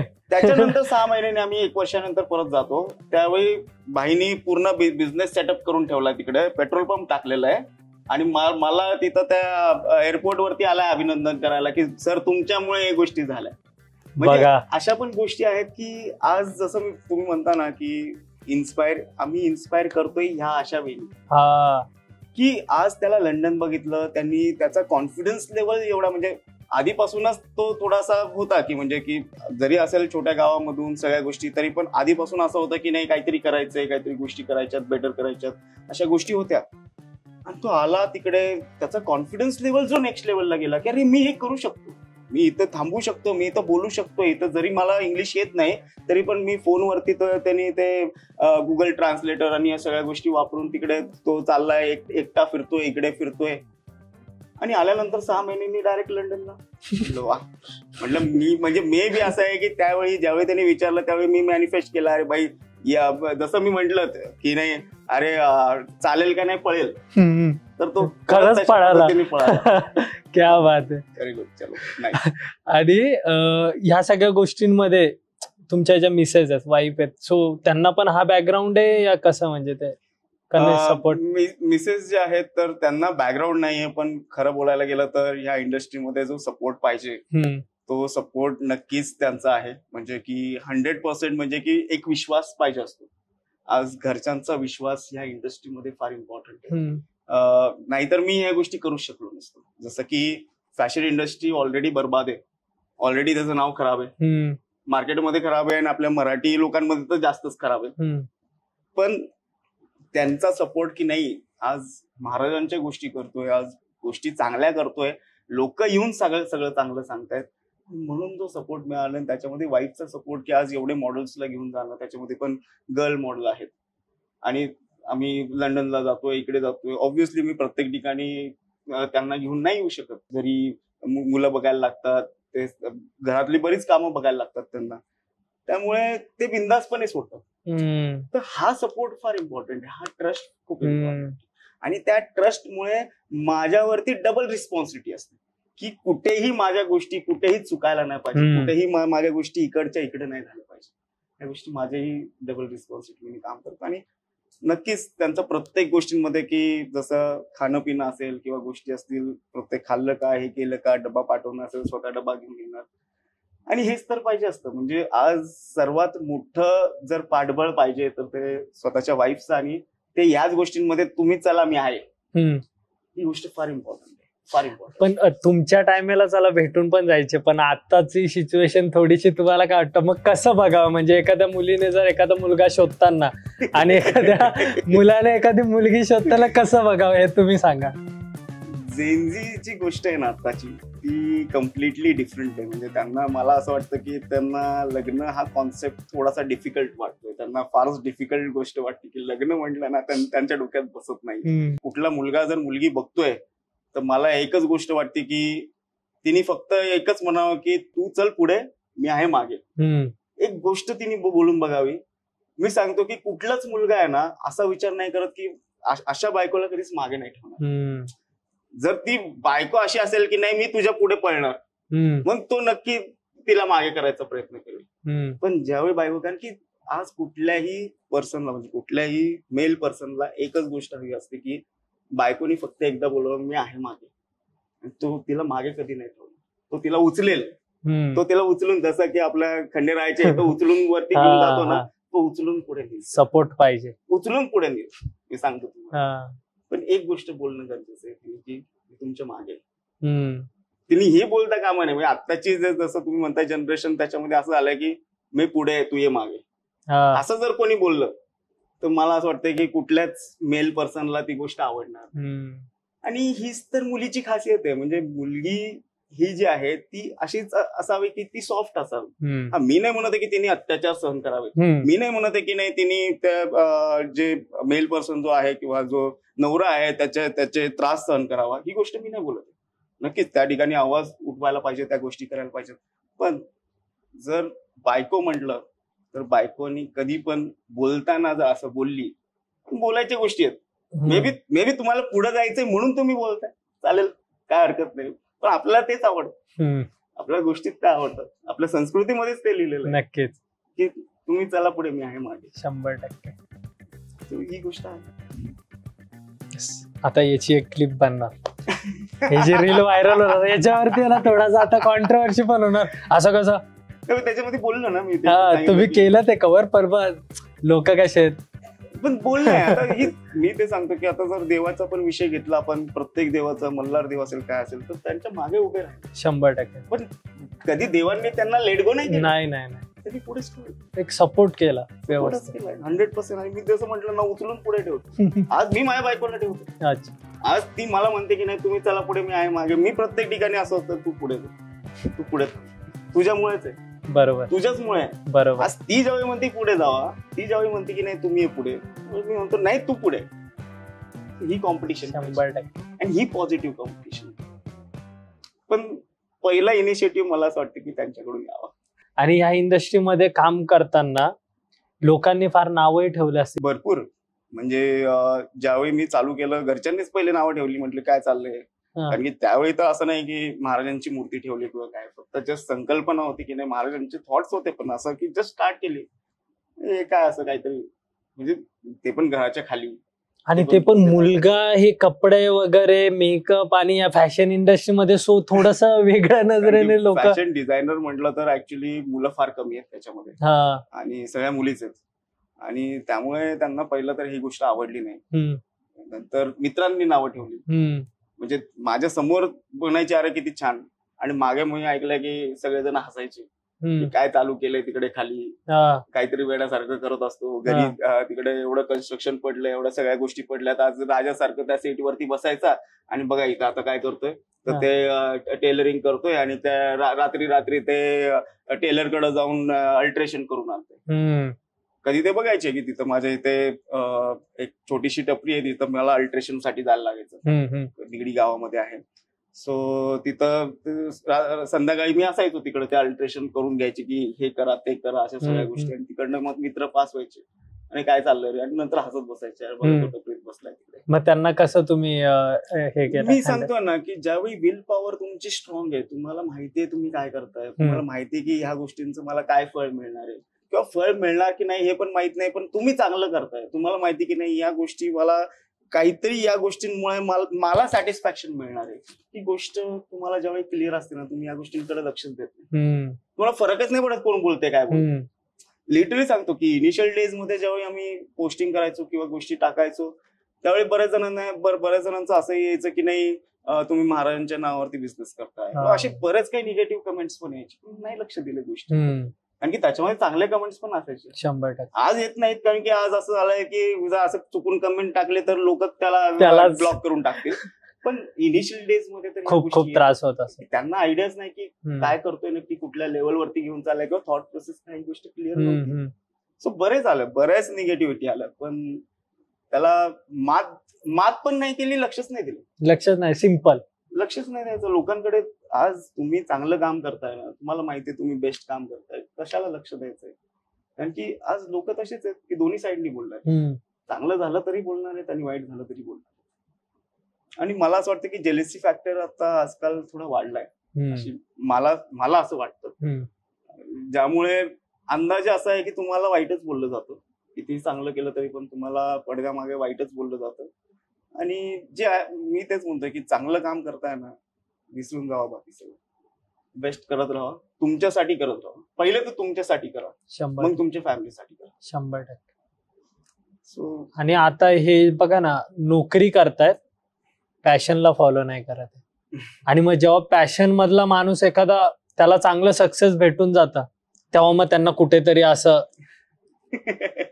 या लोकांसाठी काय करणार? कारण बघा ना, बिचाराने त्याला दोघे गोष्टी सांभाळाव्या लागतात. पण मी अजून त्याच्या पुढची गोष्ट सांगतो. जर तुम्ही जरी नोकरी करताय, तुमचं पॅशन जे आहे ना, ते पॅशन कधीच तुमचं संपत नाही. तुम्ही नोकरी करताय, तुम्हाला असं वाटतंय मी इथं सेटल झालोय आणि मला पॅशन फॉलो करायचंय at any age. I am telling you, जसं मी सांगतोय ना, जरी आता असं आहे की नाही मला काही वेगळ्या रिस्पॉन्सिबिलिटी आल्या म्हणून मी रॉयल दस्ट थोड्या दिवसासाठी ब्रेक घेतलाय यापासून, पण मला असं वाटलं की नाही 10 वर्षानंतर मला चालू, because it's in mind. See passion जे आहे ते तुमच्या माइंड मधल्या गोष्टी आहेत, ते क्रिएटिव्हिटी जे आहे तुमच्या माइंडची आहे. ती काय हे नाही की अरे नाही गोष्टी की अरे असे तर स्टोअर कितीतरी लोक बांधतात, मोठेचे मोठे बांधतात, पण सगळेच त्या लेवलवरती चालतील, सगळेच त्या लेवलवरती सक्सेसफुल होतील असं नाही. हे डोक्यातला गेम आहे, हे डोक्यातल्या गोष्टी. त्यामुळे ह्या गोष्टी तुम्ही कधी करा ऍट एनी एज, ते नक्की पुढे जा. खूप पैसे कमवायचे, आलिशान लाईफ जगायचे, पाहिजे ते स्वप्न पूर्ण करायचे, पण याच्यासाठी कशी मेंटॅलिटी असावी जी तुमच्यामध्ये आहे असं तुम्हाला वाटतं की त्याच्यामुळे तुम्ही इथपर्यंत या सगळ्या गोष्टी अचीव्ह करू शकले? युथ साठी मे बी. मला याच्यामध्ये माझ्या आजीची आठवण येते. माझी आजी जी होती ना, तर ती अशी होती की माझी सर्वात लाडकी आणि तिच्यासाठी पण मी सर्वात लाडका. आणि आजी मला म्हणायची की खूप मोठा हो आणि तू मोठा होणार. आता ती कुठल्या वेनी म्हणायची मला कळायचं नाही. तर ते मला असं वाटायचं की पैशांनी मोठा हो म्हणती का, नावानी मोठा हो म्हणती का, हुशारीनी मोठा हो म्हणती, कुठल्या वेनी म्हणते ते कळत नसायचं. पण एवढं होतं की त्यामध्ये कुठेतरी एक पॉझिटिव्ह थॉट मला असं वाटतंय की त्या आजीच्या बोलण्यामध्ये आणि त्या तळमळीमध्ये असायचं जेव्हा ती बोलायची ती. आणि मी त्या पॉझिटिव्ह थॉट मधले सगळेच गोष्टी घेतल्या.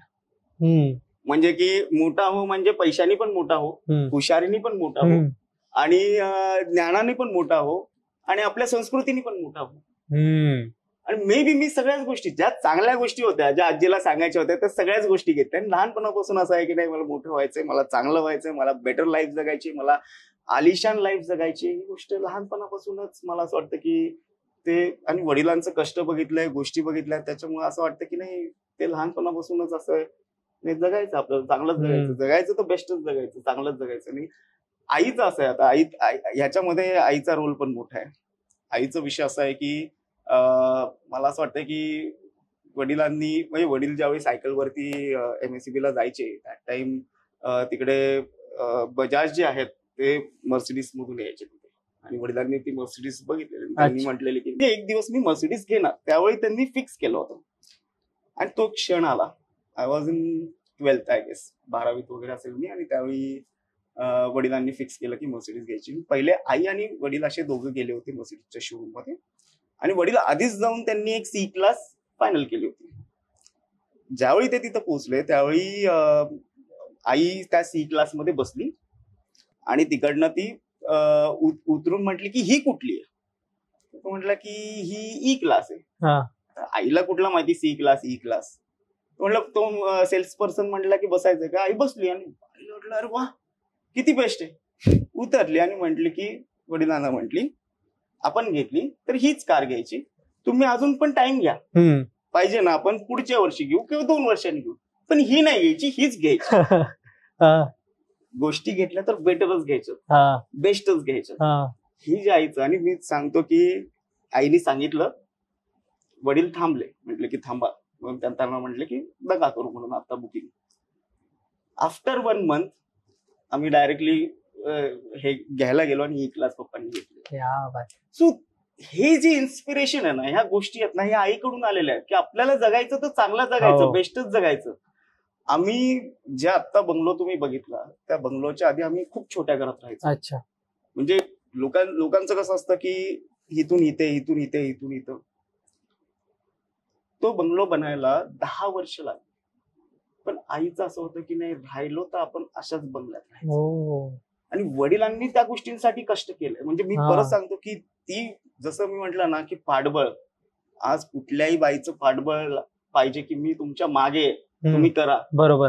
पण तेच सांगतोय की आईचं स्वप्न जे होतं ते असं होतं की नाही, आपल्याला राहायचं तर बेस्ट, करायचं तर बेस्ट, मुलांना जर एज्युकेशन द्यायचं तर चांगल्याच शाळेत द्यायचं. मग तुम्ही कष्ट करा ना, मी आहे तुमच्या मागे. तुम्ही टाइम घ्या. मी नाही म्हणत की नाही आत्ताच्या आत्ता पाहिजे, तुम्ही टाइम घ्या, पण पाहिजे. त्यांची म्हणजे जर्नी कशी, MSCB ऑफिस मध्ये कामाला होते. MSCB मध्ये ते मीटर टेस्टर होते. अच्छा. आणि त्यावेळी फार किरकोळ पगार होता त्यावेळी. म्हणजे लोकांना वाटेल की अचानक पैसा कसा आला. सो ते कसं अचानक असं कुठलीच गोष्ट होत नाही. त्यांनी जसं MSCB मध्ये होते त्यावेळी इच्छा तर होती की नाही आपल्याला बिझनेसच करायचं. म्हणजे ते असतं ना की म्हणजे अगरवाल आणि मारवाडींमध्ये असतं की केलं तर बिझनेस, जॉब करायचंच नाही. तर तसं त्यांच्या रक्तामध्ये ते आधीपासून होतं. त्यांनी त्याच्या आधी पण त्यावेळी टीव्हीचे शटर यायचे वुडनचे. अच्छा. ते आयडिया असेल असं ते बंद करायचे.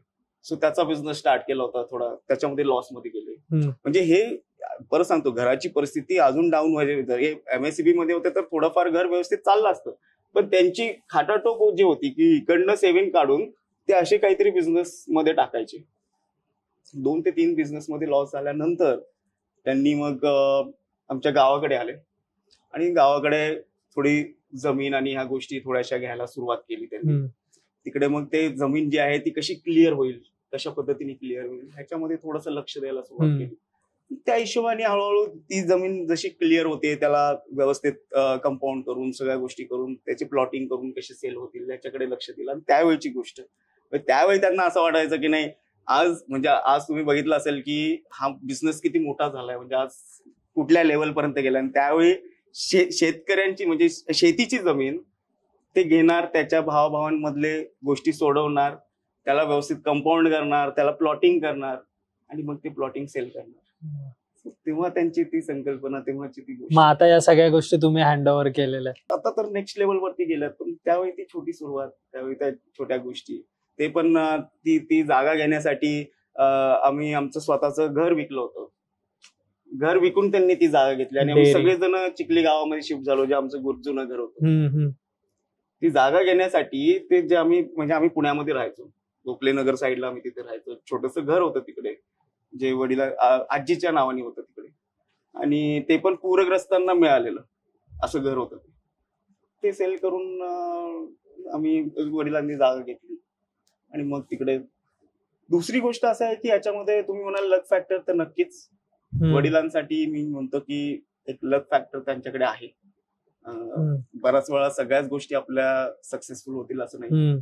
एक लक फॅक्टर आम्ही तो बघतो. म्हणजे मी मम्मी असेल, आम्ही त्यांनी जवळनं बघितले, ज्योती असेल माझी बहीण, त्यांनी जवळनं बघितलंय की तो लक फॅक्टर पण त्यांच्या मागे आहे. हम्म. नेहमी ते असे आहेत की जेही गोष्टी करतात ते त्यांच्या सक्सेसफुल होतात. मला तरी वाटतं त्यांचा पॉझिटिव्ह माइंडसेटमुळे त्या गोष्टी कुठेतरी घडून येत असतील, लवकर अचीव्ह होत असतील त्यांना. बरोबर आहे. आणि कारण लोक चालू करतात, बरोबर होईल का नाही, होईल का नाही, नाहीच होत. नाही, ते त्यांचं असं आहे ना, त्यांना माहितीच असते होणार आहे. हा. आणि मला वाटतं की तेच त्यांच्याकडून थोडंफार मलाही आलंय. मलाही मी कुठली गोष्ट म्हणतो ना हे करायचं तर झालेली असते, म्हणजे ते मी असं डोळ्यासमोर बघतो की ही झाली गोष्ट. हा, तुम्ही मॅनिफेस्टच तसं करून टाकता की हे झालेलं आहे. मला वाटतं ते वडिलांकडून उपजत आलेली गोष्ट आहे. म्हणजे हे मी तुम्हाला बोललो की आलिशान गोष्टी, या सगळं इतकी प्रॉपर्टी, याच्या मागे एकच थॉट आहे, पॉझिटिव्ह थिंकिंग. पॉझिटिव्ह थिंकिंग आणि एक स्ट्रॉंग फिलिंग, जे आतमधून जे स्ट्रॉंग फिलिंग पाहिजे की नाही हे मला करायचं. हे मी बघतोय, मी स्वतःला, म्हणजे काय आहे की आता जे जनरेशन आहे ते एवढं कन्फ्युज आहे की त्यांना ती गोष्ट जरी करायची ना तरी पण ते 10 जणांना विचारत बसतील, ह्याला विचार, त्याला विचार, त्याला विचार. आता जर 10 जणांना विचारतात 10 गोष्टी मिळणार, तुम्हाला अजून जास्त कन्फ्युज होईल. तुम्हाला करायचे ना ते विचार करा, जिद्दीने ते करा. चांगली गोष्ट आहे ना, आधी कन्फर्म करा, जर तुम्ही जी गोष्ट करणार ती चांगली आहे का, बेस्ट आहे का, ती इन फ्युचर तुम्हाला नक्की तुम्हाला साथ देणार आहे का, कुठली निगेटिव्ह गोष्ट नाही येणार त्याच्यामध्ये. त्या गोष्टी क्लिअर माइंडसेटनी, स्ट्रॉंग माइंडसेटनी क्लिअर करा आणि जिद्दीने लागून. आज नाही उद्या त्याचं फळ मिळणार. हा सफलताचा मंत्र आहे, सिंपल. नक्कीच.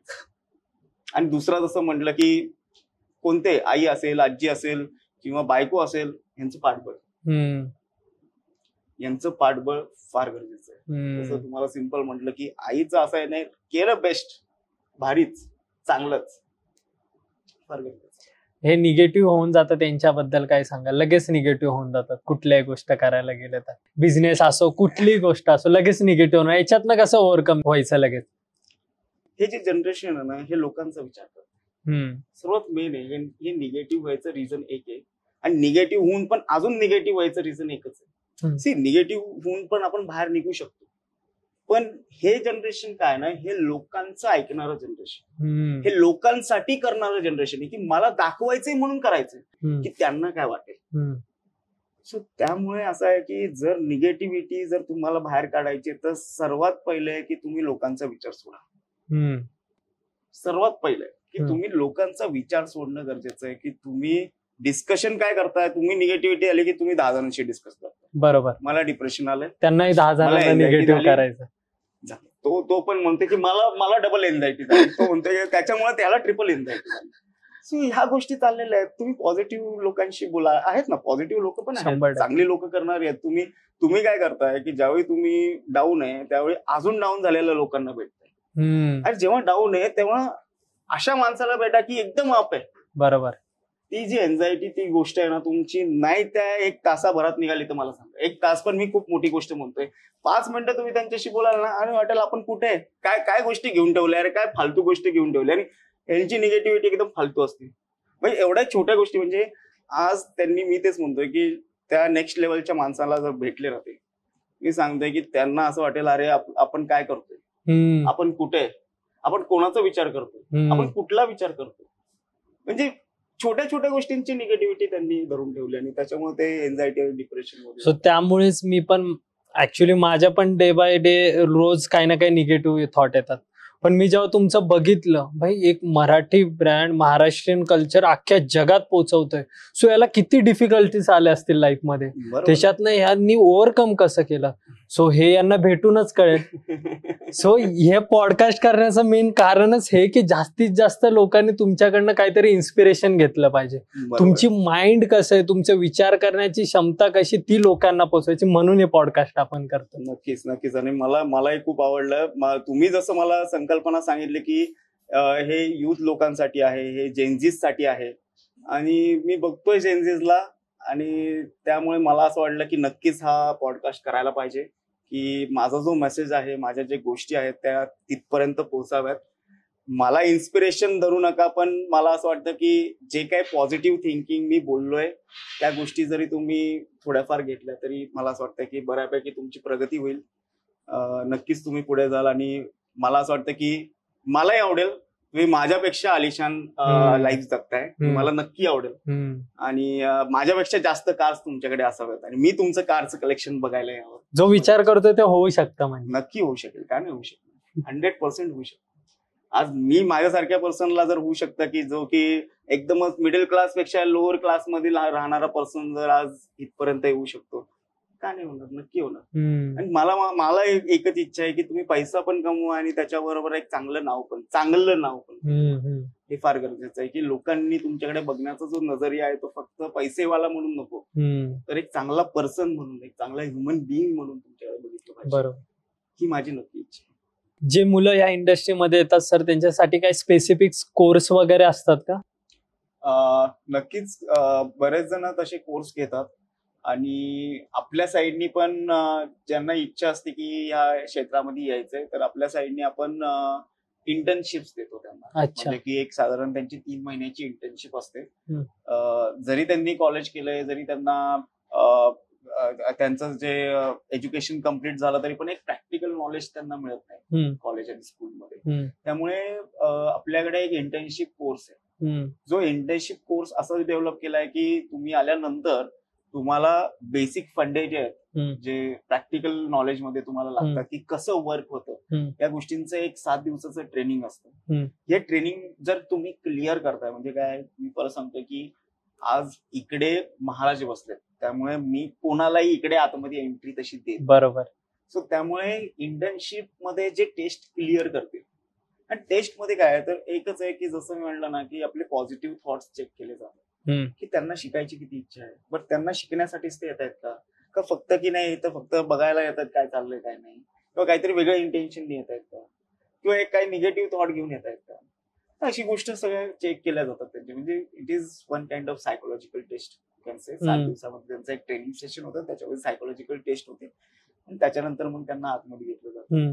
त्यावेळी त्यांना ह्या 3 महिन्यामध्ये बेसिक ट्रेनिंग पासून की कसं गेस्ट अटेंड करायचे असतात, किंवा ड्रेसेस कसे बनतात, हँडवर्क म्हणजे काय, मशीन वर्क म्हणजे काय, ते कशा पद्धतीने होतं, या सगळ्या गोष्टींचं नॉलेज दिलं जातं. आणि असे नाही म्हटलं तरी कमीत कमी आज 100 लोकांना तरी आपण आजपर्यंत ट्रेनिंग दिलंय त्या गोष्टींचं. अच्छा. आणि आता हल्लीला किती आहेत मग असे इथे, म्हणजे इन हाऊस म्हणजे आता किती आहेत असे इंटर्नशिप वाले? इन हाऊस जे आहे तर इन हाऊस मध्ये आपला एक टाइम असतो, म्हणजे की साधारण एक 6 महिन्याच्या टाइम मध्ये 3 महिने ते असतात, 3 महिने आपण नाही ठेवत त्यांचे एक्झाम्स वगैरे काही गोष्टी असतात, कारण की लास्ट इयरचे जे स्टुडंट असतात ना त्यांना आपण स्पेसिफिकली चान्स देतो. अच्छा. सो आपण साधारण 10 स्टुडंट दर 6 महिन्यांनी घेतो आणि त्यांना आपण पूर्ण ट्रेनिंग देऊन त्यांना पाठवतो. मग बऱ्याच जणांनी स्वतःचे मशीन्स टाकलेत घरी स्वतः, म्हणजे आणि हे स्पेशली गावाकडचे असतात. अच्छा. मेजरली जे असतात ना ते सगळे गावाकडचे असतात की ज्यांना गरज आहे या गोष्टींची, त्यांना आयडिया नाहीये हे कसं बनवतं, हे गोष्टी कशा होतात, अशांना आपण हेल्प करत असतो.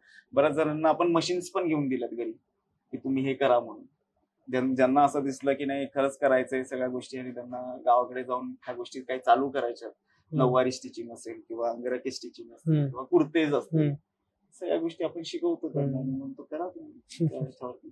येतात अजून पण बरेच जण भेटायला येतात, पाया पडतात, चांगलं वाटतं की नाही त्यांचं सेटअप झालाय, चांगलं आलंय. बऱ्याच जणांची लग्न झालेत, लग्न होऊन पण मग ते त्यांची कामही चालू आहे, छान वाटतं. मग त्याच्यातनं ते चांगल्या पद्धतीने कमाई वगैरे पण करून चांगली कमाई, म्हणजे कमाईपेक्षा काय आहे की एक स्वतःच्या पायावरती उभे ते जास्त छान आहे, ते जास्त चांगलं वाटतं. आता तुम्ही असे काय की पॉइंट सांगणार की याच्यामुळे माणूस लाईफ मध्ये सक्सेस होऊ शकतो? माणूस सक्सेसफुल म्हणजे जर माझी जर गोष्ट घेतली तर माझ्या सक्सेसच्या राजमध्ये जे पॉइंट्स आहेत ते आहे एक तर पॉझिटिव्हिटी. सेकंड थिंग, निगेटिव्ह माणसांपासून मी नेहमी दूर राहिलो. मी नेहमी पॉझिटिव्ह पर्सन बरोबरच राहिलोय, जे माझ्यापेक्षा बेटर लोक आहेत त्यांच्या बरोबरच मी राहिलोय. थर्ड थिंग आहे की जिद्द, की नाही ही गोष्ट पाहिजे तर पाहिजे, आणि त्या जिद्दीमध्ये पण एक पॉझिटिव्हिटी की चांगल्या गोष्टींसाठी जिद्द, आणि ती पण असं नाही की कोणाच्या तरी भरोशावरती किंवा कोणाची तरी साथ घेऊन करायचं असं नाही, तर मला एकट्याला करायचंय. मग माझ्या सोबत जर कोणी येत असेल तर मला आवडेल, पण मी कोणाच्या तरी भरोशावरती करतोय तर मी त्याच्यामध्ये कधी सक्सेसफुल होणार नाही. त्यामुळं एक आहे की जिद्द मनाची आणि एकट्याची, आणि एकट्याने चालायची सवय मी केली. म्हणजे ही सर्वात महत्वाची गोष्ट. जर सक्सेस जर म्हणता ना तुम्ही की मी ठरवलंय की मी एकट्याने चालायचंय, मग सोबत कोणी येते, हात पकडते, चला मी पण तुम्हाला पण घेऊन जातो. पण मला असं वाटतं की मला कोणाची गरज स्वतः जर निर्माण केली तर गरज लागेल, पण मग मला परत त्याच्यावरती डिपेंड राहावं लागेल की तो आला तरच मग मी पुढे जाईल. बऱ्याच वेळा तुम्ही जिमचं बघितलं असेल, जिम असा एक गोष्ट की आज तुम्ही जर मित्राबरोबर लावली, आज तुम्हाला खूप इच्छा असते, तुम्ही पहिला दिवस जाता, दुसरा दिवस जाता, तिसरा दिवस जाता, चौथ्या दिवशी तो मित्र आला नाही ना, तुम्हाला पण असं वाटायला लागतं अरे नाही यार तो मित्र नाही ते. तुम्ही 5व्या दिवसापासून तुम्ही पण जिम बंद करता आणि त्यांनी पण जिम बंद केली. पण तेच जर ठरवलं की नाही मला करायचे, मला गोष्टी करायच्यात आणि तुम्ही एकटे करायला सुरुवात करा, नाही झालं तर मला सांगा, तुम्ही काय हेल्प मध्ये तुम्ही नाही कमवलं तर मला सांगा. सो हीच गोष्ट आहे सर्वात जे मी म्हटलं की 5 गोष्टी फार महत्वाच्या आहेत माझ्या सक्सेसफुल लाईफमध्ये. सो सर, तुम्ही मला त्या दिवशी सांगितलं की आपण करणार आणि आज आपण केलं. हे पण मी खूप 3 वर्ष आधी मॅनिफेस्ट केलेलं होतं की रॉयल टास्टासोबत आपल्याला भेट करायची आणि ती ह्या स्वरूपात होईल. नक्कीच. तर खूप आनंद झाला तुमच्यासोबत बोलून. नक्कीच आपल्या युथने पण, जे ऑडियन्स आहे त्यांनी पण तुमच्याकडनं खूप शिकलं असेल. आणि मलाही खूप छान वाटलं. मी पण आधी पॉडकास्ट केलेत, पण रिगार्डिंग जेनझी वरती टॉपिक घेणारं कोणी नाही भेटलं. आणि थँक्स टू यू, कारण की मला जेनझी साठी काम करायचंय. मला असं वाटतं की माझ्या पुढची येणारी जी पिढी आहे, माझी मुलं आहेत, यांनी एक चांगली लाईफ जगावी. तसं आपण एक छान विचारांनी, पॉझिटिव्ह विचारांनी आज लाईफ जगत आलो. जरी पैसा पाणी आला तरी पण आपण उत्मात नाही केली, आपण जमिनीवरती पाय ठेवून आपण गोष्टी करत आलो. आज महाराजांना मानून, महाराजांच्या पायात आपलं डोकं ठेवून आपण गोष्टी करत आलो. बरोबर. माझी इच्छा आहे की युथनी पण त्याच गोष्टी लक्षात ठेवाव्या आणि नक्कीच खूप कमवावं, खूप मोठं व्हावं. जशी माझी आजी म्हणायची की मोठं व्हा, त्या मोठ्या होण्यामध्ये सगळं आलं. येस, थँक्यू सर, खूप खूप धन्यवाद.